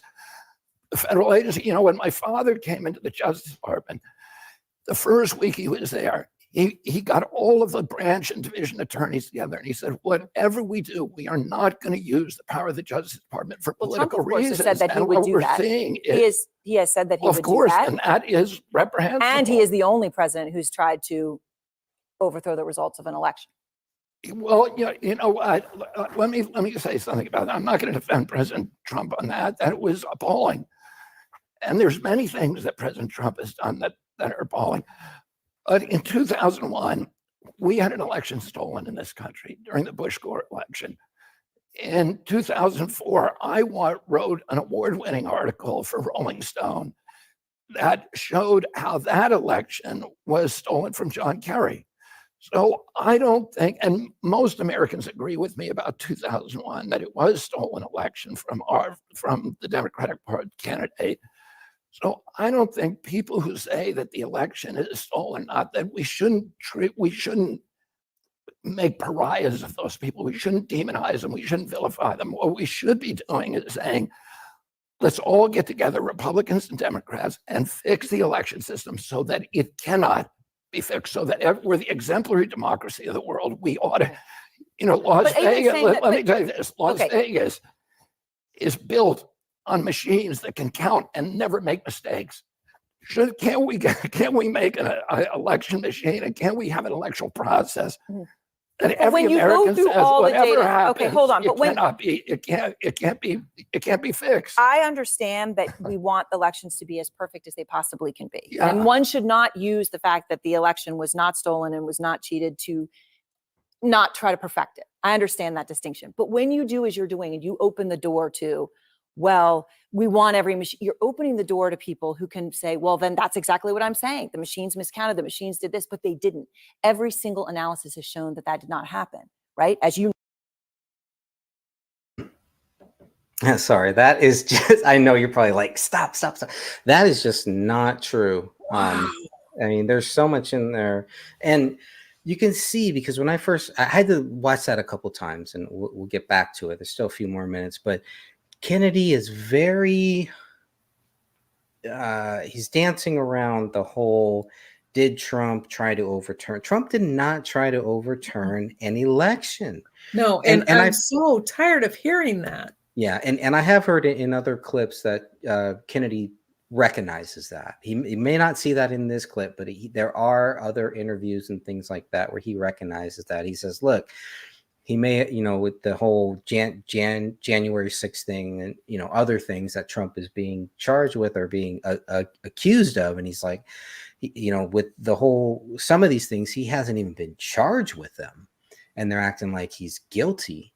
But I don't know. It's like they really think were stupid because I stayed up watching the state of Georgia until 3 o'clock in the morning. Oh, And wow. at 3 o'clock in the morning, Trump was ahead 57 to 38%. Hmm. I finally went to bed and I said, okay, he's got it. Why haven't they called it? I don't know. I was so mad. And I said, fine, I'm just going to go to bed. I get up a few hours later and it was given to Biden. All of a sudden, in the middle of the night, all these votes came in and it flipped and then it was given to Biden. That's when I knew it was rigged and that it was a complete and total sham. I'm like, no. And so when there's actual, people who are like, wait a second, we know, we saw. And then if we're like going, hey, we question this, all of a sudden it's like, oh, you're overthrowing the government. No, I'm taking you to task. You guys did something wrong. You did something wrong. You can't get him in prison because he keeps beating the charges because they're a lie. So where's the truth in your statement? Right. Oh, Greg, this gets my ire. I'm sorry. I'm sorry. There's only about 3 more minutes. I'll play a few more minutes, but if you want me to stop at any No, time, that's fine. All right, let me keep. Let's see. Okay, looks like it's there. Okay. No. Do you worry that you're opening the door for Well, people to no, believe this? I'm Look not- at the no, Republican listen. primary voters and that they I'm believe. not worried. that Trump won. I don't worry about how people might misinterpret my words. What I said, I mean, and I'm careful about how I use language. Oh, I'm not saying that election was that there was cheating. I've never said that. What I've said is that there are problems, particularly, Aaron, if you don't have paper ballots. The election machines can be fixed in various ways, and that's just a fact. What we ought to have is machines, and we ought to have paper ballots at the same time, and we ought to have a very low threshold to get a recount of the paper ballots, and that just makes sense. It's common sense, but if we implement that in every jurisdiction, you're not going to have problems where Americans at each other's throats. I mean, so you're accusing each other talking about a fixing the- technical thing, like instead of having 1/2 of 1% be the trigger for a recount, you would put it even lower. I mean, that's the sort of reform Well, you're talking about here. whatever. I'm not choosing a particular threshold, but What I would like to see is an automatic recount. Period. I don't care how, whatever, an automatic recount regardless. Let's get it right. And this goes back, we're at 2024 now, 24 years later, that we've had some strange things happen starting in 2000. Right. And that's what I loved about RFK Jr. He's talking about that. He talks about what happened with Gore, what happened with Kerry. If you just think about that, it's like, whoa, wait a minute. Okay, now you have Trump kind of saying some of the same things, and actually Trump is someone who's doing something about it. He's not just saying, well, and then just, okay, I'm going to go home and be with my family. He's like, no, I'm going to stand up and we're going to find out what really happened here. This trial, he's got some good lawyers. Trump has got some good lawyers. Mm-hmm. They're going to dig up some things that they're going to wake up a lot of people, I think, about it. Now, when you first started going to vote, did you have to bring your ID? Yes. Yeah. And that's the way it always was. From the time that I first started voting when I was 18, you always had to show up with your ID because they had to make sure you were in the right precinct. You had to have proof of address that you even lived in that precinct. And it worked. Yep. Okay. We didn't have any issues with ballot, messing around with the ballots. But when they stopped doing that, I still remember it was somewhere around the early 2000s. I can't remember when it was, but I still remember I walk over to the precinct and I have my ID. I go to walk up. They go, we don't need that. And I go, well, then how do you know I live here? Right. How do you know it's me? Right. And they're like, oh, we don't need that anymore. And ever since that time, it's been a complete mess. But yet when you talk about bringing back and you should, every single person who votes should have an ID, and you better prove you're a citizen and that you live in that jurisdiction. Right. And, I think a lot of this would be settled. And you put that back in with what Kennedy was just saying, a redundancy in the system to make sure that, this was done. Okay, this proves that this was done. And now that proves that was done. So it's a good vote. What's wrong with that? Right. Why would they not want that? And I think the whole because of what happened in 2020, these drop boxes, which I was reading a Wyatt Earp book, and they were talking about stuffing the ballots using the same type of thing that the drop boxes do. You just go in there, and it was only because of the recount that the Wyatt Earp crew were able to go back and say, wait a minute, there's too many votes here. Yep. You have They people had that proof that they were had proof. Yeah. And then they're saying that Trump is lying. There's proof at every single section that there were, and we're talking 20,000 votes, envelopes and stuff that don't belong there, more for each one. And it's like, and now what the heck's the matter with that woman? I know. And Georgia is so crucial because of how close this was. And if they're able to go back, I mean, you open up the discovery to Trump's team. I can understand why people would think that he's part of this system, because this is all going to help him. It just seems like they're making it seem like they're going to put Trump in jail. But the other side of me says, wait a minute, everything that they're doing, maybe they want him to get back in office. Maybe this is part of their plan of how they're going to make sure he gets back in office. I don't know. It's the craziest thing. And we know these people know how to play both sides. Mm-hmm. And this is another reason why it's like you bring Kennedy into this thing, and all of a sudden we don't have two birds. We don't have two wings of the same ugly bird here. We have something else. This may be a four-headed beast here, because you have the Democrat beast, you have the Republican beast, then you have Trump, who I don't believe is a Republican or a Democrat. He's a businessman. Then he was a Democrat most of his life until he ran. All of a sudden now he's a Republican. So right. And then you have Kennedy there, who is the real Democrat in all of this, and he can't get any love from his own party. And so we're doing something very magical. Magical is not the right word, but something very great is happening in this country right now that I wanted to happen with the Ron Paul movement, the Tea Party, all of that. I was expecting it to be where we are now, where we have a third party candidate here. And one of the reasons why I voted for Trump is because that's how I saw him, because he was running against Jeb Bush. It came in 2016. It came down to the two top Republicans were Jeb Bush and Donald Trump. And on the other side was Hillary Clinton. Oh, and it Joe was horrible, Biden. Right? It was horrible. Crazy. And it's like, here we are, the same old. And then here comes Trump. And then now here comes Kennedy. And to me, it's a fascinating story. However the story ends, I want to be there to just document it. I want my children to read it, to understand it. My fear is that my friends, my family are probably not going to read any of these. They may read a book that I wrote, maybe, hopefully.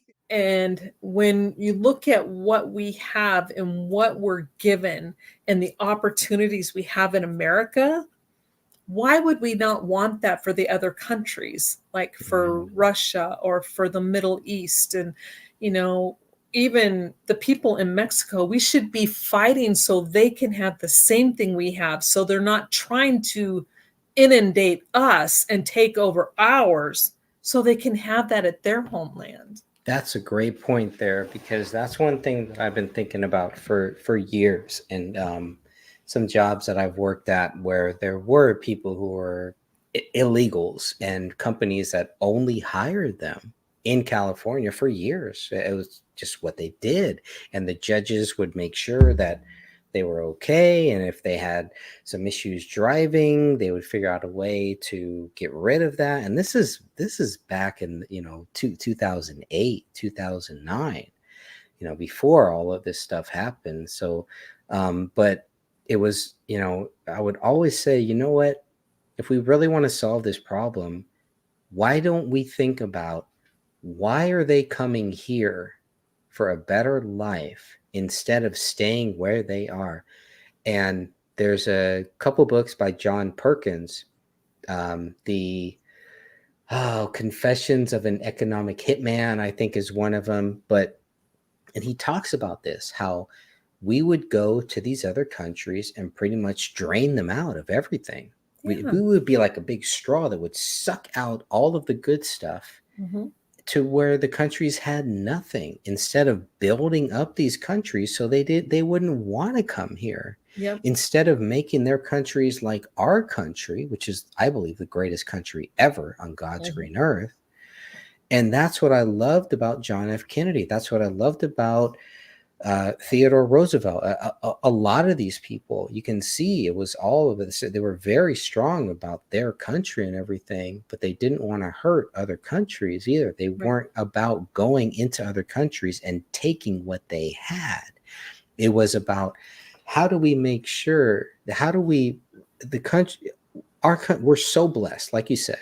And the Kennedys realized this. And even the book I'm reading right now about RFK Jr. by RFK Jr., they're so blessed. And what his grandmother, what RFK Jr.'s grandmother and his mom, what they taught them is to recognize that. Not to be privileged, spoiled brats because you have all these things, to recognize this stuff.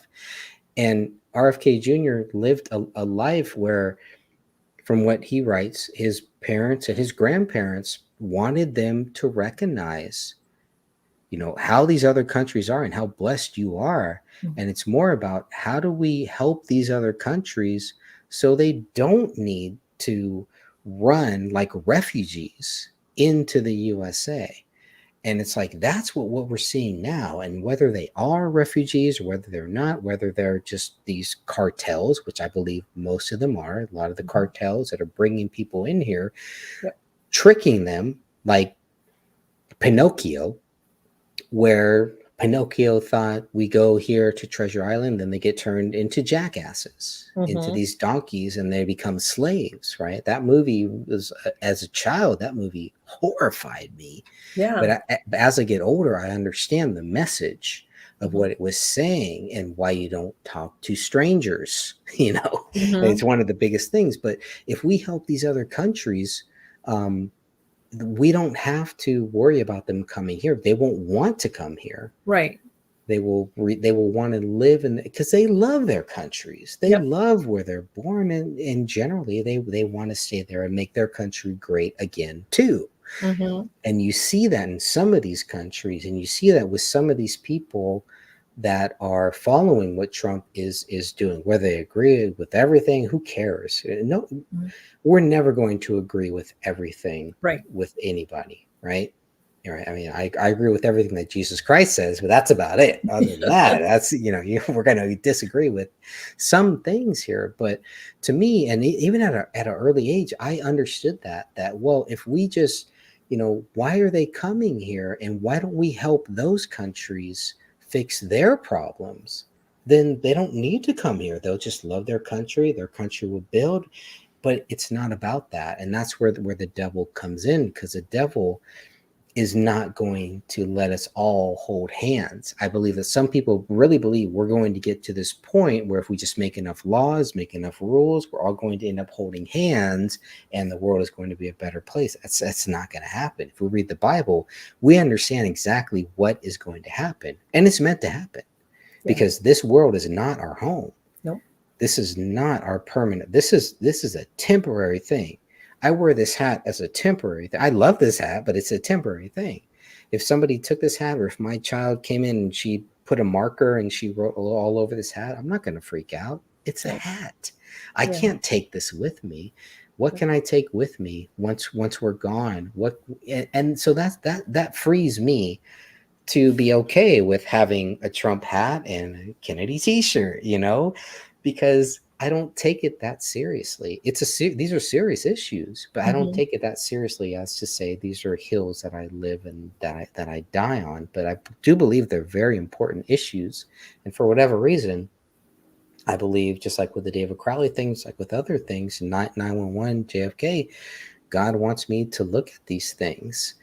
and to research them and to learn from them and to communicate about them. And it's one of the things that I love about hearing RFK Jr., where he talks about we need to reach across the aisle.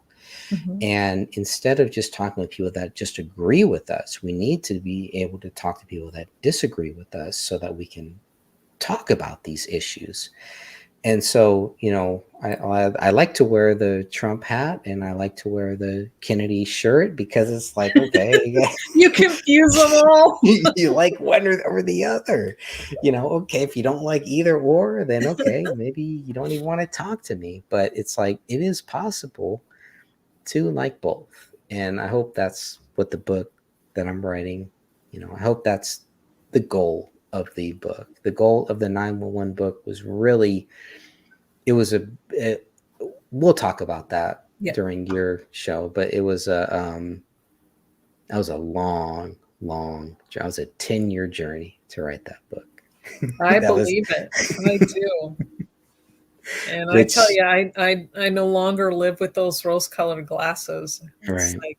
Me too. And that's really sad because that's really where my dream of what I thought America was died. It died with 9/11. Me too. I think mine was JFK. I think JFK started it, but with 9/11, it crushed me and it crashed me.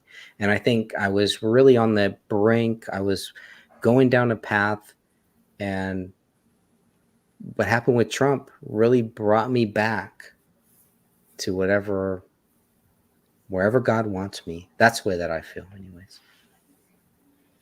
You know. If you have time. Oh, yeah. I have all the time in the world.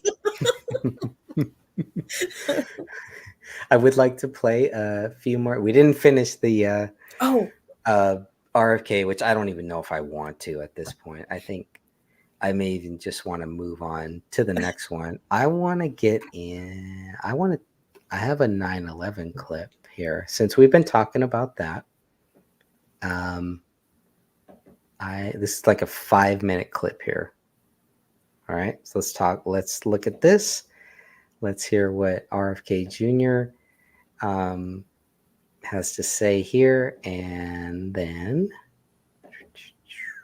we will be back in about 5 minutes. Just make sure it's looking good. Okay. I don't know what you're talking about, 9/11. I don't recall saying anything about 9/11. It came out of the Bergen interview. I'm called a conspiracy. You know what I'm talking about. It came out of the Bergen interview. I do not know. Well, in the Bergen interview where you were saying you're not sure what happened. You know what I'm talking about, Bobby. I'm not, you know me. I'm not trying to be sneaky about it. You mentioned 9/11. The official explanation of 9/11 you buy? Which is what? Al-Qaeda attacked us on 9/11. I don't know what happened on 9/11. I mean, I understand what the official explanation is. I understand that there is dissent. I have not looked into it. I haven't examined it. I'm not a good person to talk to about it. Well, I mean, so there's doubt in your mind that Al-Qaeda was responsible? Well, I don't know.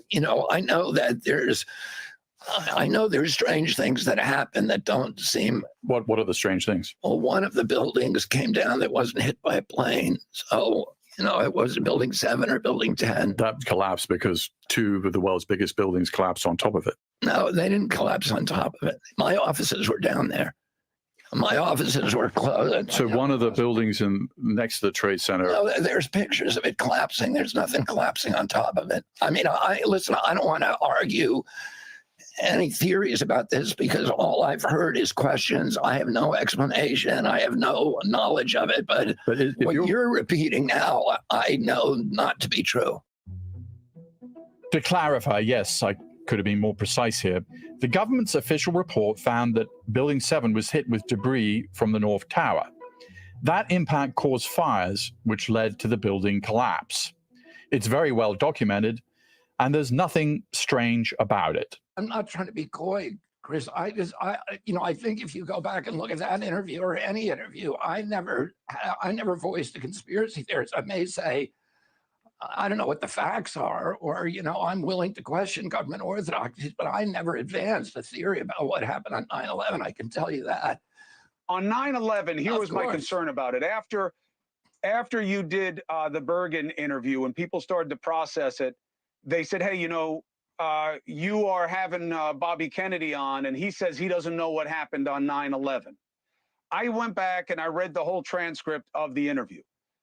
I believe that that's not a fair reading. You did say, I don't know what happened on 9/11, but I do understand the government's reckoning of it, and I don't have any reason to not believe it. Is that what you're saying? Or are you saying that you don't know whether you believe what the government says happened on 9/11? This matters. Well, I don't, listen, I've been around long enough that I question everything that the government tells me. And I think people who don't question what the government tells them are not paying attention. When I was a kid, the government didn't lie to us. And 80% of Americans in 1960 believed that the government didn't lie to us. And then a lot of things happening. One, my uncle's assassination. Right. And, the Warren Commission report, which a subsequent congressional investigation came to a completely different conclusion than the Warren Commission report, a congressional investigation that was much more thorough. Then the Pentagon Papers came out in 1973 and showed that the government had systematically lied to us about the war in Vietnam. And since that time, I think you and I grew up in an era, Chris, where we expect the government to lie to us. So I think part of being a citizen in a democracy is to question authority, to question everything. Trust in the experts is not a feature of science, and it's not a feature of democracy. It is a feature of totalitarianism, and it's a feature of religion. But we live in a democracy, and it's science, but our policies have to be science-based. And so we need to question everything. And when new facts come, we need to question them again. And so, I'm not going to say. Understood, but you're not pitching an alternate theory. You're not pitching an alternate theory of what happened on 9/11. No, I've never pitched. Okay. I've never pitched an alternate theory. He should.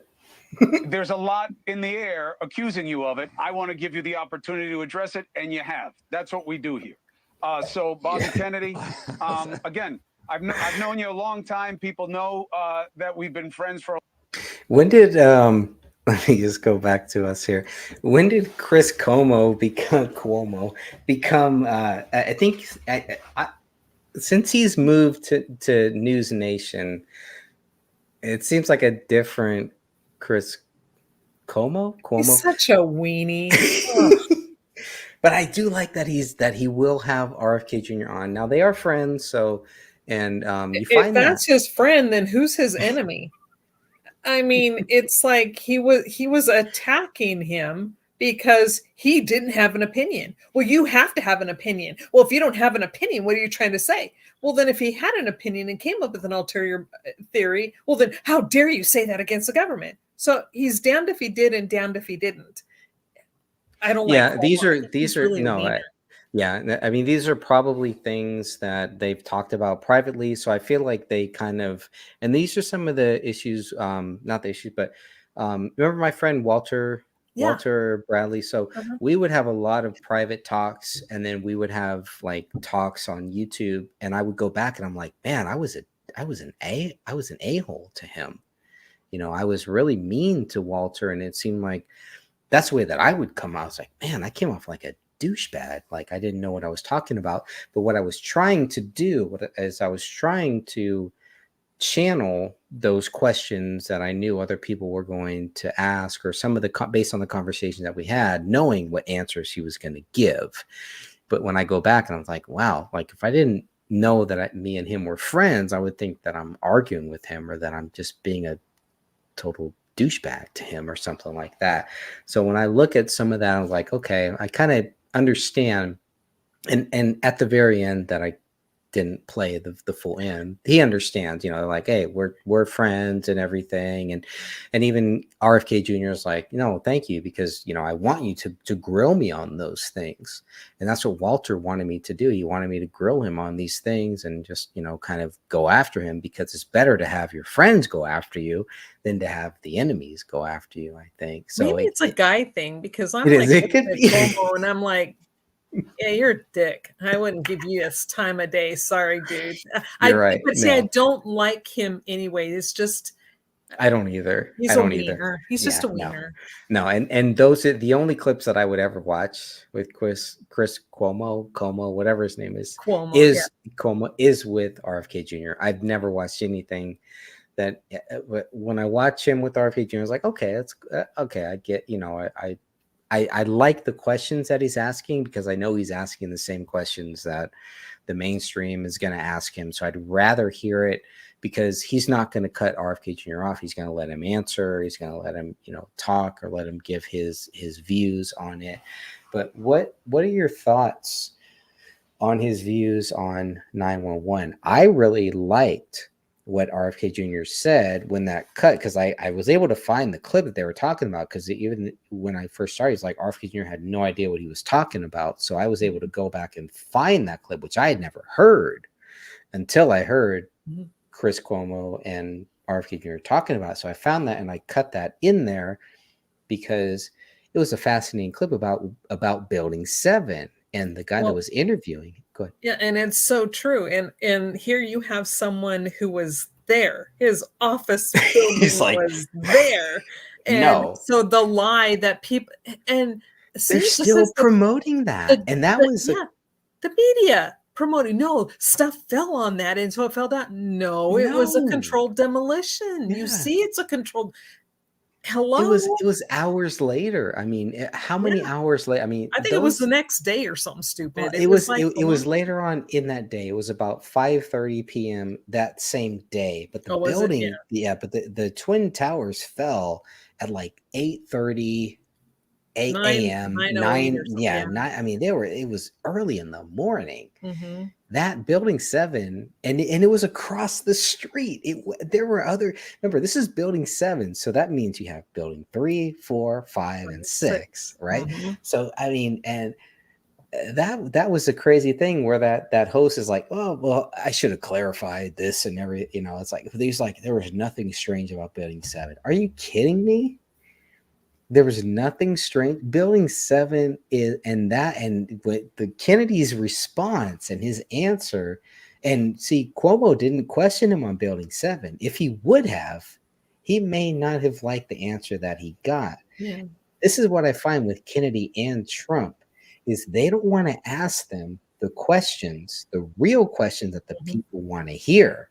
Because if they do, they are scared that Kennedy and Trump will give them the real answers from what they really think. You're going to be hard pressed to find the quote that I put in my book, the way that my book 9/11, it starts with a quote from President Trump. It begins with that, and he wasn't the president at the time, obviously, but it begins with that, because that is one of the hardest quotes. One of the hardest things that I've ever been able to, and I even went back and recently tried to find it so I could find the audio clip. I can't find it. Oh no, they get rid of everything. Yep. But I know when I documented it that's what he said. It seemed like there were bombs going off in those. Well, when you look at all of not all, but a lot of the original videos that are still out there, they get scrubbed as soon as they come out, but I still watch them. I don't have copies of them or anything like that, but I've watched them enough. That's all I need. I don't need to have a copy. I've seen it now and I've heard it. And when you hear all of the people going, yeah, there are bombs going off, you just hear, it's just going boom, boom. And these are like firefighters and people who know what bombs sound like. Mm-hmm. And when they're saying that it's bombs going off in the buildings, and this is way before it starts the pancaking. Yes. Yeah. How do you, where do you go with that? I remember that was one of the things that actually, because my 9/11 book was just going to be a chapter of a bigger book that I'm still writing, That's going to be my finale, the last book that I ever write. That will be that. But this, you know, and my dad is a firefighter. All of us know a firefighter, most likely, or we have family or friends or somebody who has been, wants to be, or who knows a firefighter. Yep. Think about that, you know, and we think about all of the people, all of the documentation of the people who say that they were bombed. They heard, saw, or felt explosions. Yeah. Explosions, whatever they want to call them. And we're just supposed to disregard all of that. And we're supposed to disregard. And I remember in when I first started researching this, and I was a part of a 911 group, and I asked them in the 911 Commission report, where do they mention Building 7? It's not mentioned. Oh. How is Building 7 not mentioned in the 9/11 Commission report? It should be. Yeah, if it's really part of it. Yeah. And it brought me back to JFK and the things that were not mentioned in the JFK in the Warren Commission report. The Warren Commission, the 9/11 report. There's so many similarities. That began to really wake me up to a lot of different things. I still have a book. I still have a chapter on JFK that is just not ready. 30, 40 years from now, it will still not be ready. It will be a part of the, like I said, my grand finale book that I ever write that I've been writing for 20 years probably now. But, you know, I mean, to me, it's just so fascinating. And so this interview was so fascinating because I want to hear Donald Trump's view on 9/11. I want to hear RFK Jr.'s view on 9/11. I know what Joe Biden's view is, right? They won't ask him that. So at least I was very happy that Chris Cuomo asked RFK Jr. about 9/11. I thought that was a big plus. I think that's a good thing for all of us. What do you think? Well, again, it's like I said, I didn't like his attitude, and I didn't like how he was like going to be damned if you do, damned if you don't, whatever you say, but you better say what I'm trying to get you to say. But again, I'm a female. I don't know how guys interact, and if that's normal, then I'm looking at it wrong. It seems kind of normal and you have to remember he's also, you know, he's being hired for Newsnate. It's not like him and RFK Jr. are doing a YouTube show like us and they're just kind of sitting there chilling and just talking about 9/11, right? So he's doing this, and it sounds like RFK Jr. didn't really know that he was going to ask him about that, which I also like. I like when they catch them off guard. So I don't know. It seemed like, I mean, the biggest thing for me is that we finally got some quotes. We got some quotes that RFK Jr., you know, what did he say? And I had no idea about the other clip that it had even happened. So I had no idea that was even out there, that RFK Jr. had been questioned. And it sounded like they were trying to spin that into saying that he was, you know, there's some alternative views. Like, well, of course there's some alternative views. What person right now doesn't think that there are?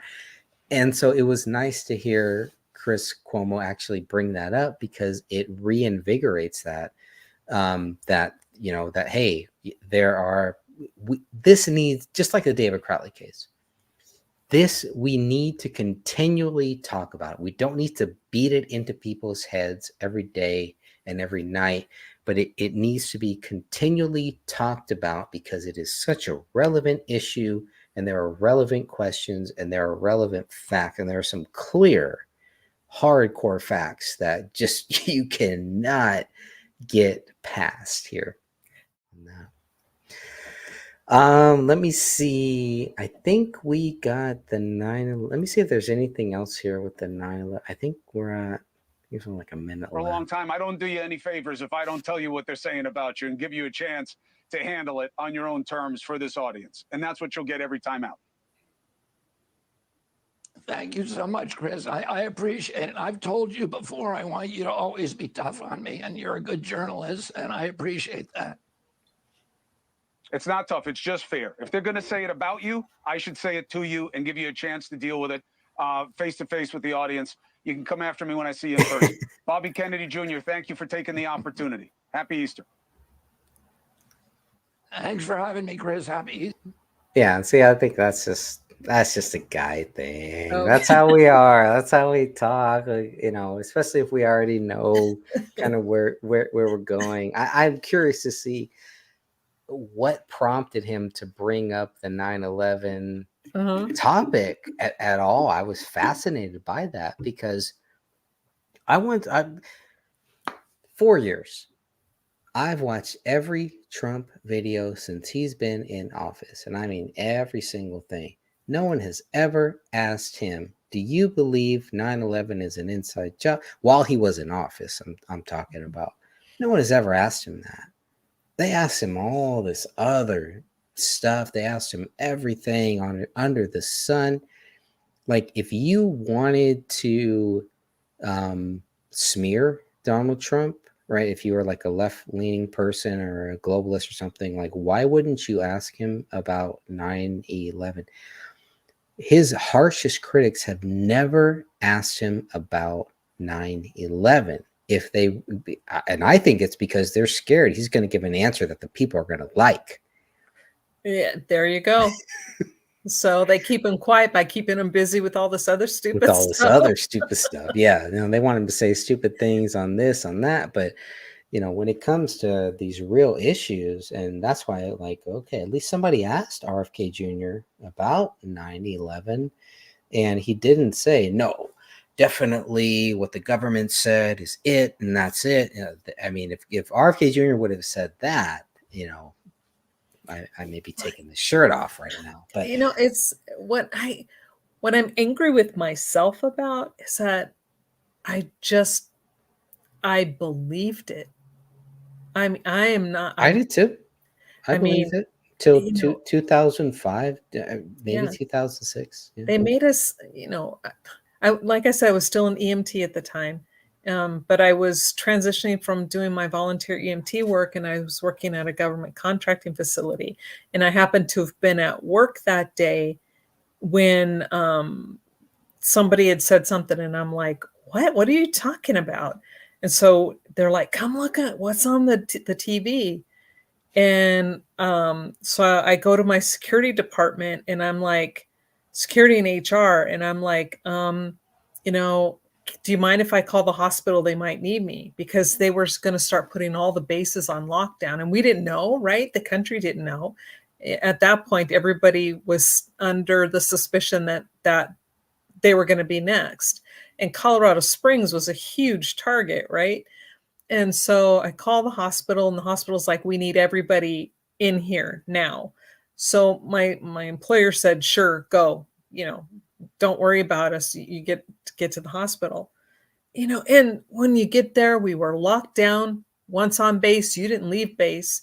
So I had to have, the guy I was dating at the time was a police officer. So he had to go pick up my kids. And so he's staying with my kids at my house, and I'm stuck at the hospital on a military base. And, you get sucked in to the belief that we're going to be attacked, right? And everybody started forming really tight bonds. It was such a, I hate to say this, but it was such a clever way to get people to bond under trauma, like the trauma bond. All America bonded instantly. Flags went out. People got real patriotic. It was all home base. Do whatever you need to do. Protect our country. Go get that bad guy. And we signed away our life and our liberty. How do you compare that to COVID, to what happened in 2020? I don't think it's the same. I know a lot of people do.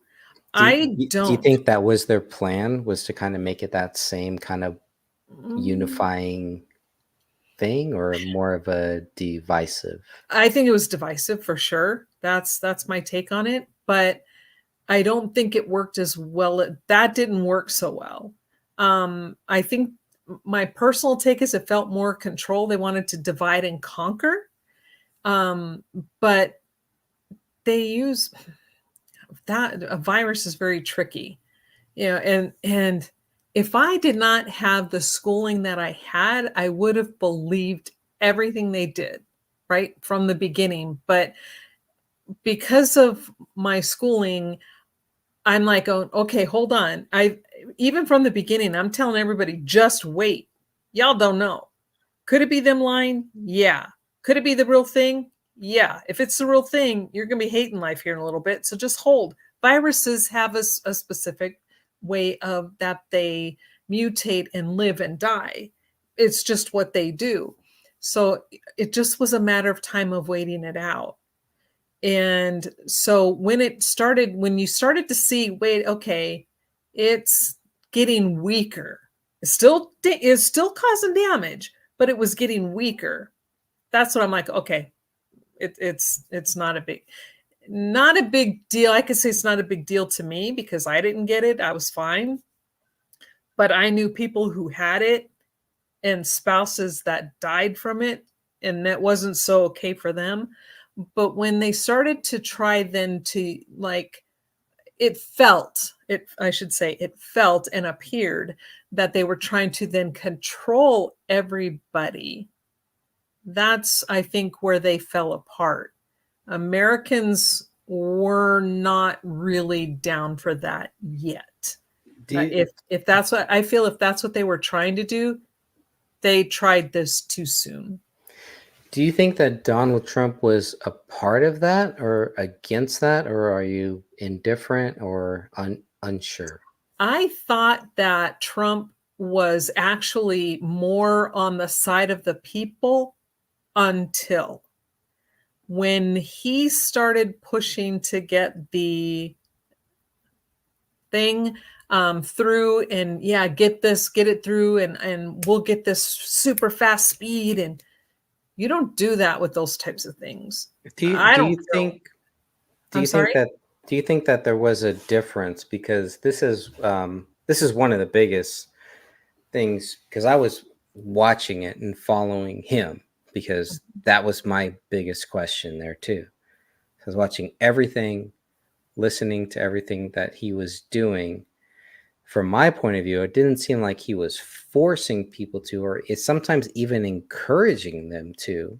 After the fact, after 2 weeks, he was trying to get the country back to reopen, and all of the states and everybody else was fighting him. They didn't want the country to get back open. It seemed like Trump was the first person that wanted to reopen the country. And for whatever reason, he didn't have the power, which to me shows that the president does not have the power. The president is this puppet that we've all been kind of talking about. The president does not have the power. But then when Joe Biden is in, it seems like they have all of a sudden the president has the power for this stuff, which to me shows me that it's the NWO. If it's their puppet, they have the power. If it's not, there may be something different. We have Ian J saying, what's going on? You are both Trump and Kennedy supporter. Yes, I am. Obviously, I can't speak for Catherine or not, but you can tell that, and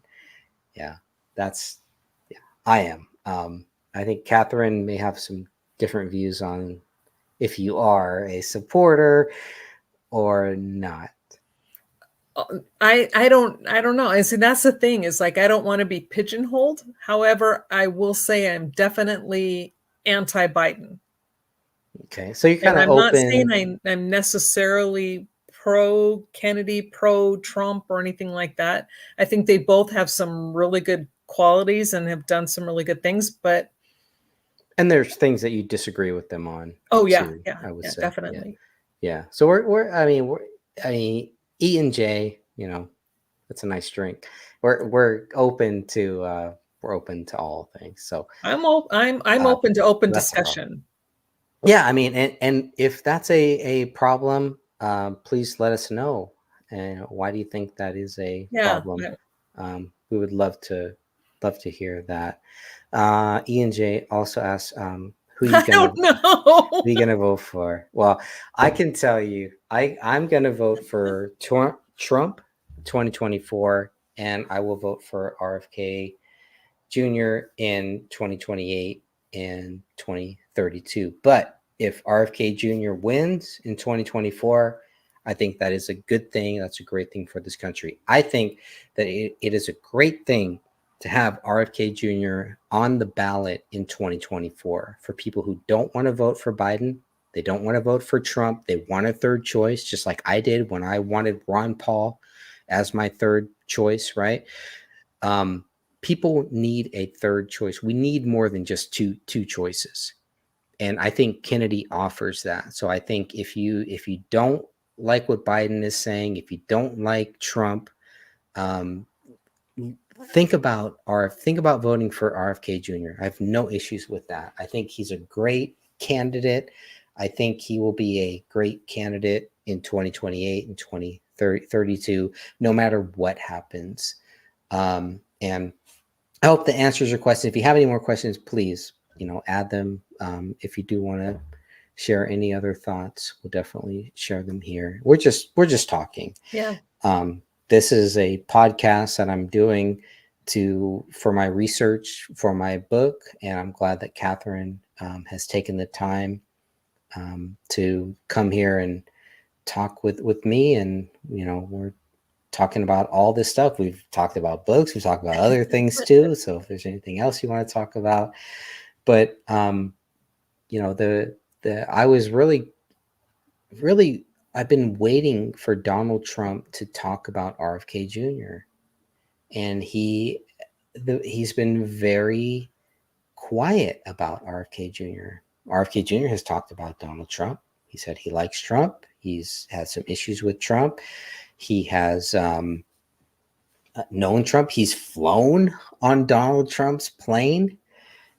After he beat Donald Trump in a case with the Hudson River, Donald Trump wanted to build a golf course next to the Hudson River.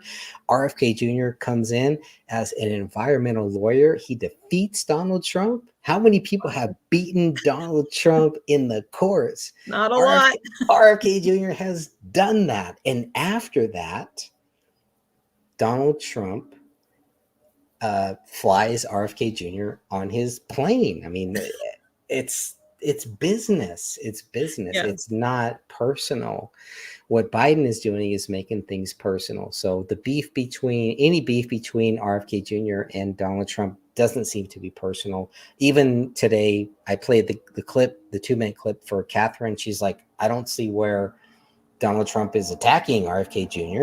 It doesn't seem like I just didn't see it. Yeah. Here we go. Ian J says, that's funny. I mean, I will vote for Kennedy, but never seen Trump Kennedy supporter. I have seen Kennedy DeSantis. Oh, okay. Well, yeah. I mean, here I am. I'm the Trump Kennedy. See, Trump. I probably would have voted for DeSantis if he had run. Now, is he the one that's in? No, wait. Yeah, he's the Florida governor. Florida. Okay, yeah, I that's who I would have. You would have voted for him over Trump? Well, again, it's like the same situation. I'm going to vote for whoever I feel has the stronger chance to get Biden out of office. Oh, I see. So if Ron DeSantis would have beaten Donald Trump as the Republican, he'd have had my vote. Yeah, as a nominee. Now you're in Colorado, so did you? What do you have any views on them trying to take Trump off of the ballot in Colorado? See, here's the thing with Polis. Now, he's a Democrat through and through, and he can do some really good things for the state. And then he's a complete and absolute idiot moron. The guy, you're just like going, oh my gosh, what are we going to get today? And so when he was saying, and I just don't think that they should have the right, I don't care who it is. I don't like Biden. You know how I feel about that thing. But still, he has a right to be on the ballot. Trump has a right to be on the ballot. You don't get to say you can't be on there just because it's your own personal opinion. Hmm. What do you like about Trump versus Kennedy? I like everything about Trump versus Kennedy. The main thing that I like is that it's not Trump versus Biden. So people that are like, well, you know what? I don't want to participate in the voting process because it's Trump versus Biden. They're not going to even vote. At least this way, and they'll look at some other candidates and like, well, okay, if I vote for these third party, if I vote for the Green Party candidate, the Libertarian candidate, I'm throwing away my vote. That's what the media is going to tell us, right? RFK Jr. is a strong candidate. He can win. This is the difference. He can win. Not only because that, see, a lot of times though, it is throwing away a vote. Like if you have an independent or whatever on the ballot, and you have like two quote unquote strong forces, and then Mhm. you're like, well, I'll just, because I want this one, and nobody ever hears of it, they get like 1% of the vote.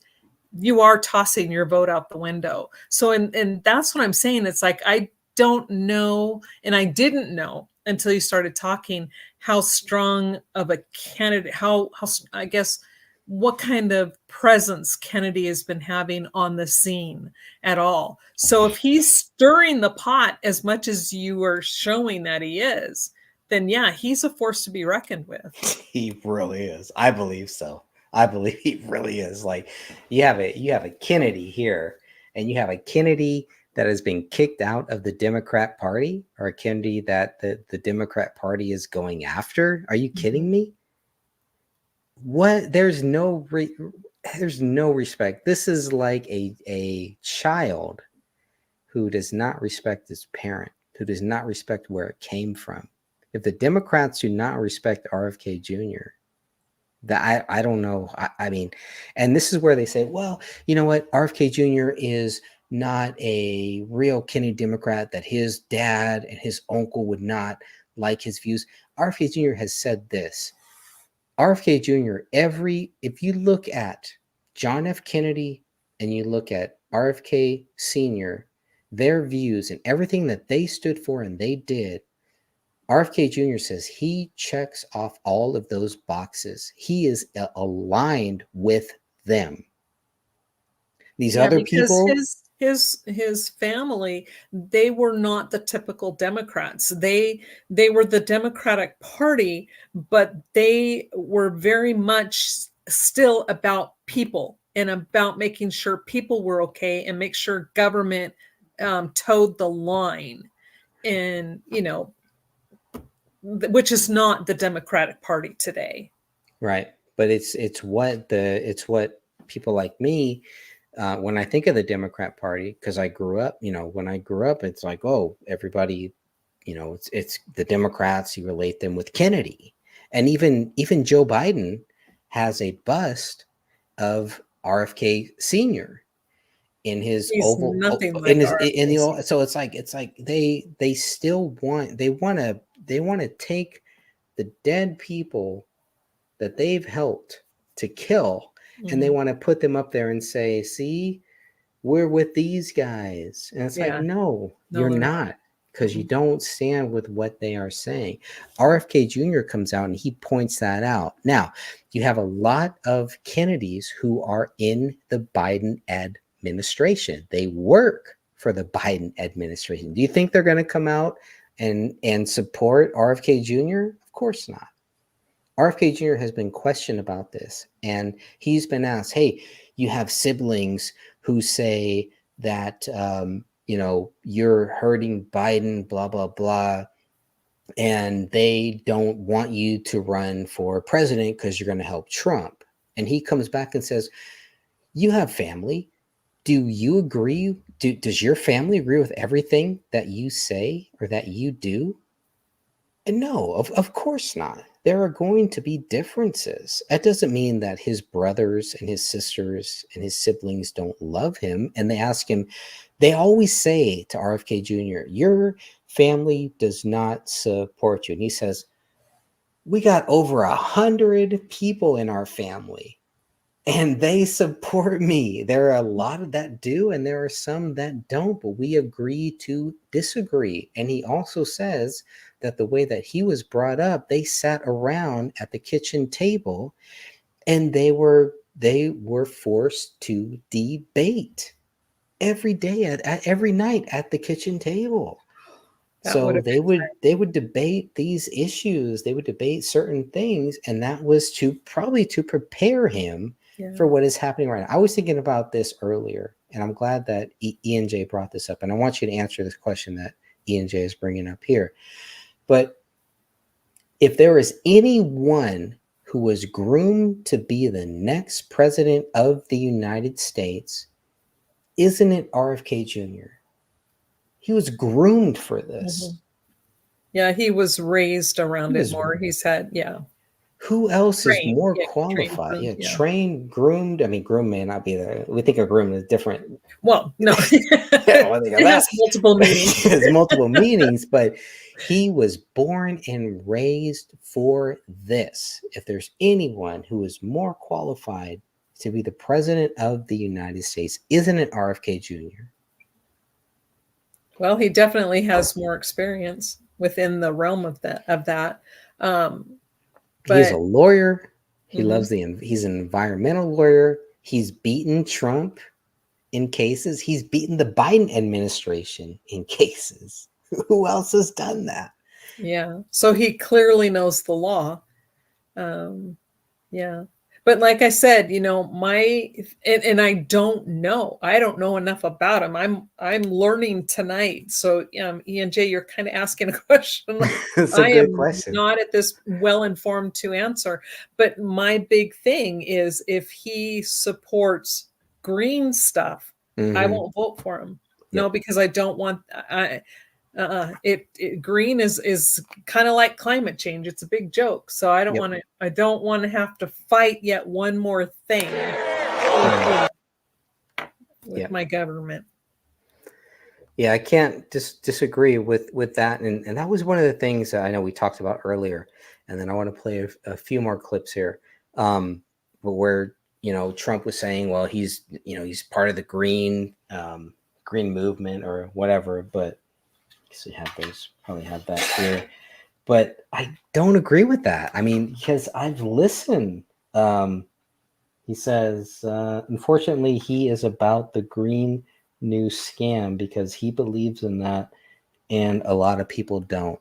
This is where I think when Trump does some of these videos, he is reading from a teleprompter or he's reading from a script. He goes off script. And in this 2.5 minutes, he goes off script, I believe, several times because he recognizes, like, wait a minute, no, RFK Jr. is cool. He's a good guy. I like him.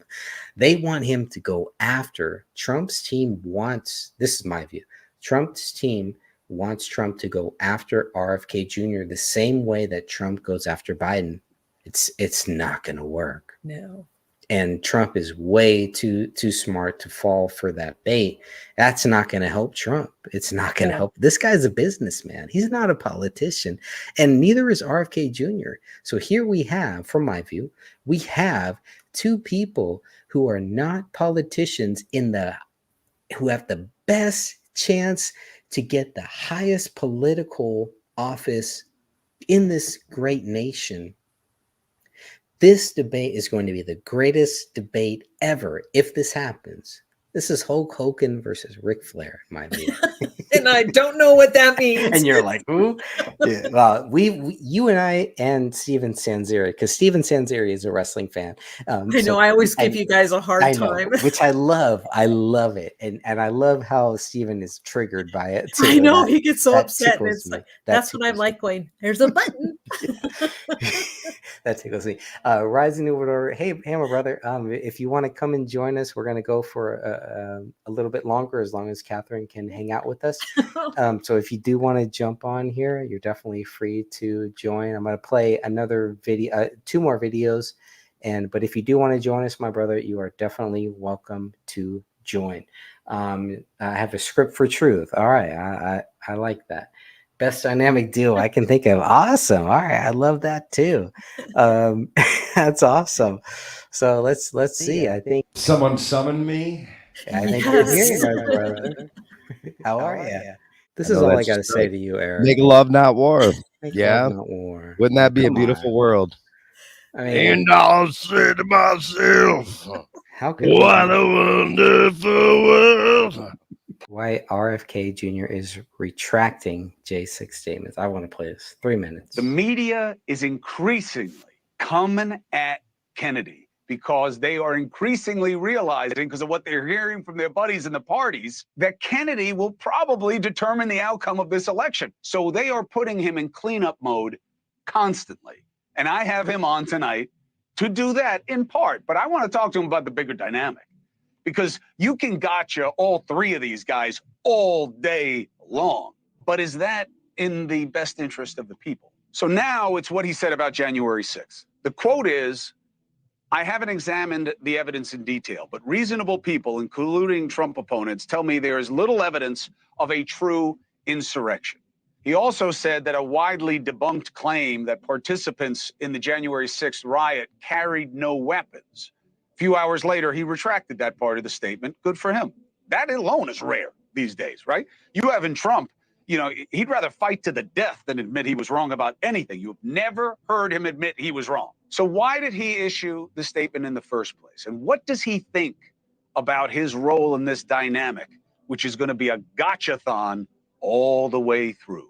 Joining me now, Robert F. Kennedy Jr. You talked about my, what I would say were unforced errors this weekend. We made a couple of mistakes. It started with a email that went out about January 6th from my campaign that did not reflect my views about January 6th. And then it was followed very quickly by a press release that had the factual error in it. And, you know, all I can say that this is my responsibility. It's my campaign. We have a lot of hardworking people on the campaign, but we're all drinking from fire hoses. I think what is the general consensus about January 6th, that it was a traumatic day in our nation's history, that there were police who were beaten, who were assaulted, that there were congressional members who were threatened, that there were people who were intending to obstruct the peaceful transfer of power in this country, and that's not okay. And it's not okay Do you even if believe you it was the an election insurrection? was stolen. I think it was a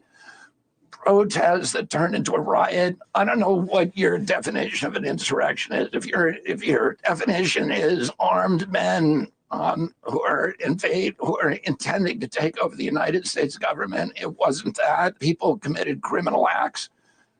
Those people deserve to be in jail. You know, we're living at a time when Americans don't trust their government anymore. That is really what the problem is. There is no trust in government. I have a couple takeaways from that. What do you got? First of all, I loved when he said we're all drinking from fire hoses. that was he said it was a protest that turned into a riot, which I mean in some ways it did.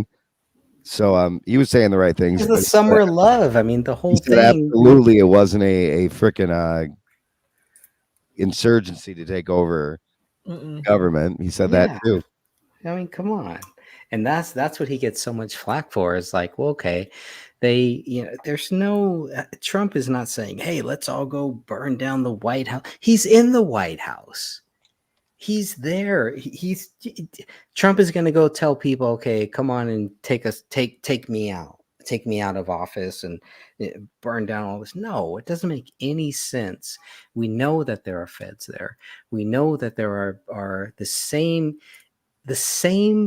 instigators that were at all of these protests against Trump. All of a sudden, we see the same script, but now they're all for Trump. They flipped the script because they did not have any other choice. These were people that were instigating this the same way that were instigated at the Bohemian Grove when I was there back in 2012. It's the same script. It's the exact same thing. Cindy Sheehan. Cindy Sheehan wanted us, she called out, let's storm the gates of the Bohemian Grove. Do you know what would have happened if we would have stormed the gates of They would Bohemian have Grove shot you. in 2012? We would have all been taken to jail, and rightfully so. That is private property. Now, I was there when somebody whispered into Cindy Sheehan's ear to tell people that. Now, if people don't know who Cindy Sheehan is, her son died in the Iraq War. She went and protested at Camp David and wanted to ask George Bush. She stayed out there and wanted to know why her son died. She was asking the right questions. These are things that can happen to good people that are surrounded by bad people and end up doing bad things. And I think that is exactly what happened with Cindy Sheehan. Well, let's talk about one of the only people who were actually executed during that protest, Ashley Babbitt. Nobody wants to talk about that. And you know what? Imagine how different that would have been portrayed in the press. Here's what I would Ashley want to talk Babbitt about was that. black. No, here's Could what you I would imagine the outrage, but nobody wants to talk about it. Here's what I would want to talk about that. Why would she want to storm that Capitol? There is no reason for her to do what she did. Absolutely no reason. I know. I'm on that. I don't think she was don't- justified. in Yeah, doing I know it. I'm probably the minority, but I think she got what she deserved. You know, I do. Well, the agent was standing there. She saw him, and he's like, "Don't come in here! Don't come in here!" And then she's coming through anyway. I Right. mean, if you have somebody pointing a weapon at you, and she's military, how She should know. stupid do you have to be to go, I'm going to keep going? Yep, and that makes perfect sense. I'm going to bring conspiracy to you, Aldo. Okay. That's how I do it. Okay. And there's some evidence that this could have happened. Could have been Was she a plant? that she was told to do this, and not Just only like Cindy Sheehan. I don't want to say told because that would infer that like it was bad people telling her to do this. Okay. It was she was. In other words, I have a hard time believing that this woman who's heavily decorated, high level clearance in the military would just do this and expect to be shot in the neck. Now, here is the other part of it.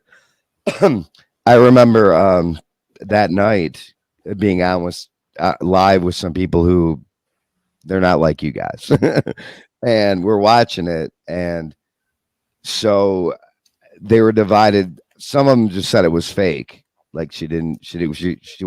So I watched it. It was about 10 minutes long. It's not there anymore. Did you watch it, Catherine Michelle? Did you watch her from the time she got shot till the time she bled out? No, because the only video I've heard that though, but the only video I have seen, it is so pixelated.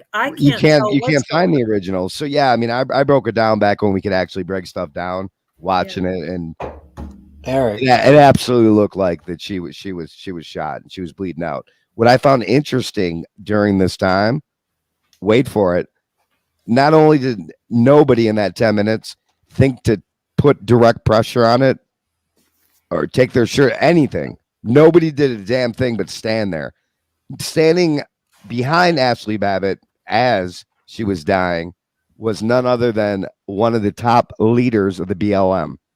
Oh. In the camera frame, right there. I forgot his name. But it standing right. Was the mute again? Yeah. Now, was Ashley Babbitt. Was she the one that they were, because I didn't really watch any of this stuff, but was she the one that was on a stretcher and they show somebody trying to do compressions? Yeah.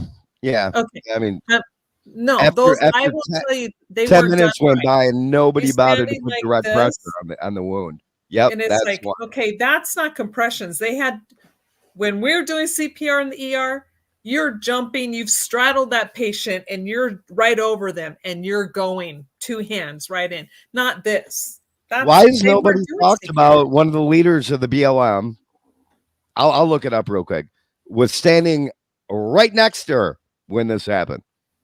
Like that's not relevant. Crazy, right? That another I rabbit think hole. Woo's. I think a guy that we had on dealing with the David Crowley case, Woo's News. He's talked about. He's actually done some really good videos on the whole J6 thing, and he brings up a lot of these same issues, a lot of these same points. Of course, he had a video. The first video that he made, of course, it got banned from YouTube. Part 2 and part 3 is still out there. But if you look up Woo's News, you'll probably find exactly what Eric is talking about here. Okay. RFK Jr. is one of the only persons who has ever been censored from TikTok. Who else has been censored from TikTok? I mean, come on. Look at this. Look at the crap they have. Yeah, you could put Handy Sook stuff up there. You can put anything. Talk about Penny Losner all you want. I don't even Gang Wild Big. I don't, and they don't take it down.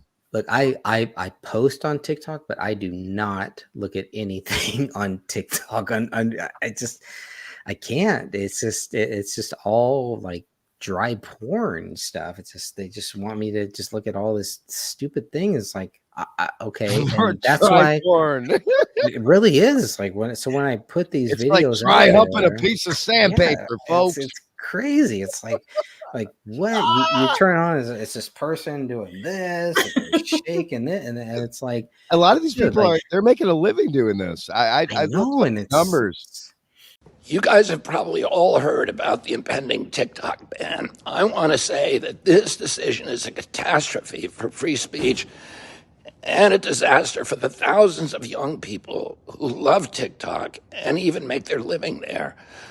I also think it's unconstitutional. They say that it's about China harvesting your data. That is a smokescreen because you know what? The intelligence agencies from lots of countries, especially ours, are harvesting your data from everywhere all the time. TikTok isn't even a majority Chinese-owned company, and the company agreed to put the data behind a U.S. firewall. Well, the Biden administration rejected that deal. They don't understand that TikTok is an entrepreneurial platform, a gateway for thousands of American young people who want to practice entrepreneurship. They want to screw those kids over just to pretend that they're tough on China. So what I'm going to do right now is to file a lawsuit seeking to overturn this law on First Amendment grounds. TikTok users shouldn't have to wait till I'm president to keep using TikTok. Catherine Michelle, you haven't seen anything the Greg or I've done over there? No, I didn't even know you guys were on TikTok.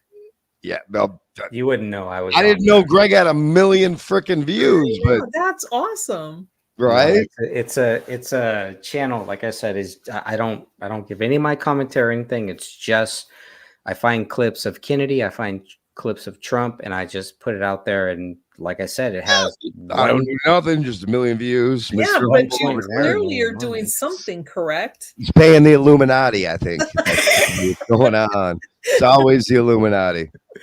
Well, you know what? I have gotten strikes there, and I have gotten videos banned, but I've pretty much won almost every time because somebody will say, "Oh, this is whatever." I'm But 50-50. But you can get a lot of won strikes over everything. there. That's the coolest thing. I think I've gotten like 6 or 7. They're like, "You're really might." So I mean, they're even over here, dude. I mean, 1 strike, boom, you're down for 30 days. Yeah, 2 strikes, yeah. bye bye.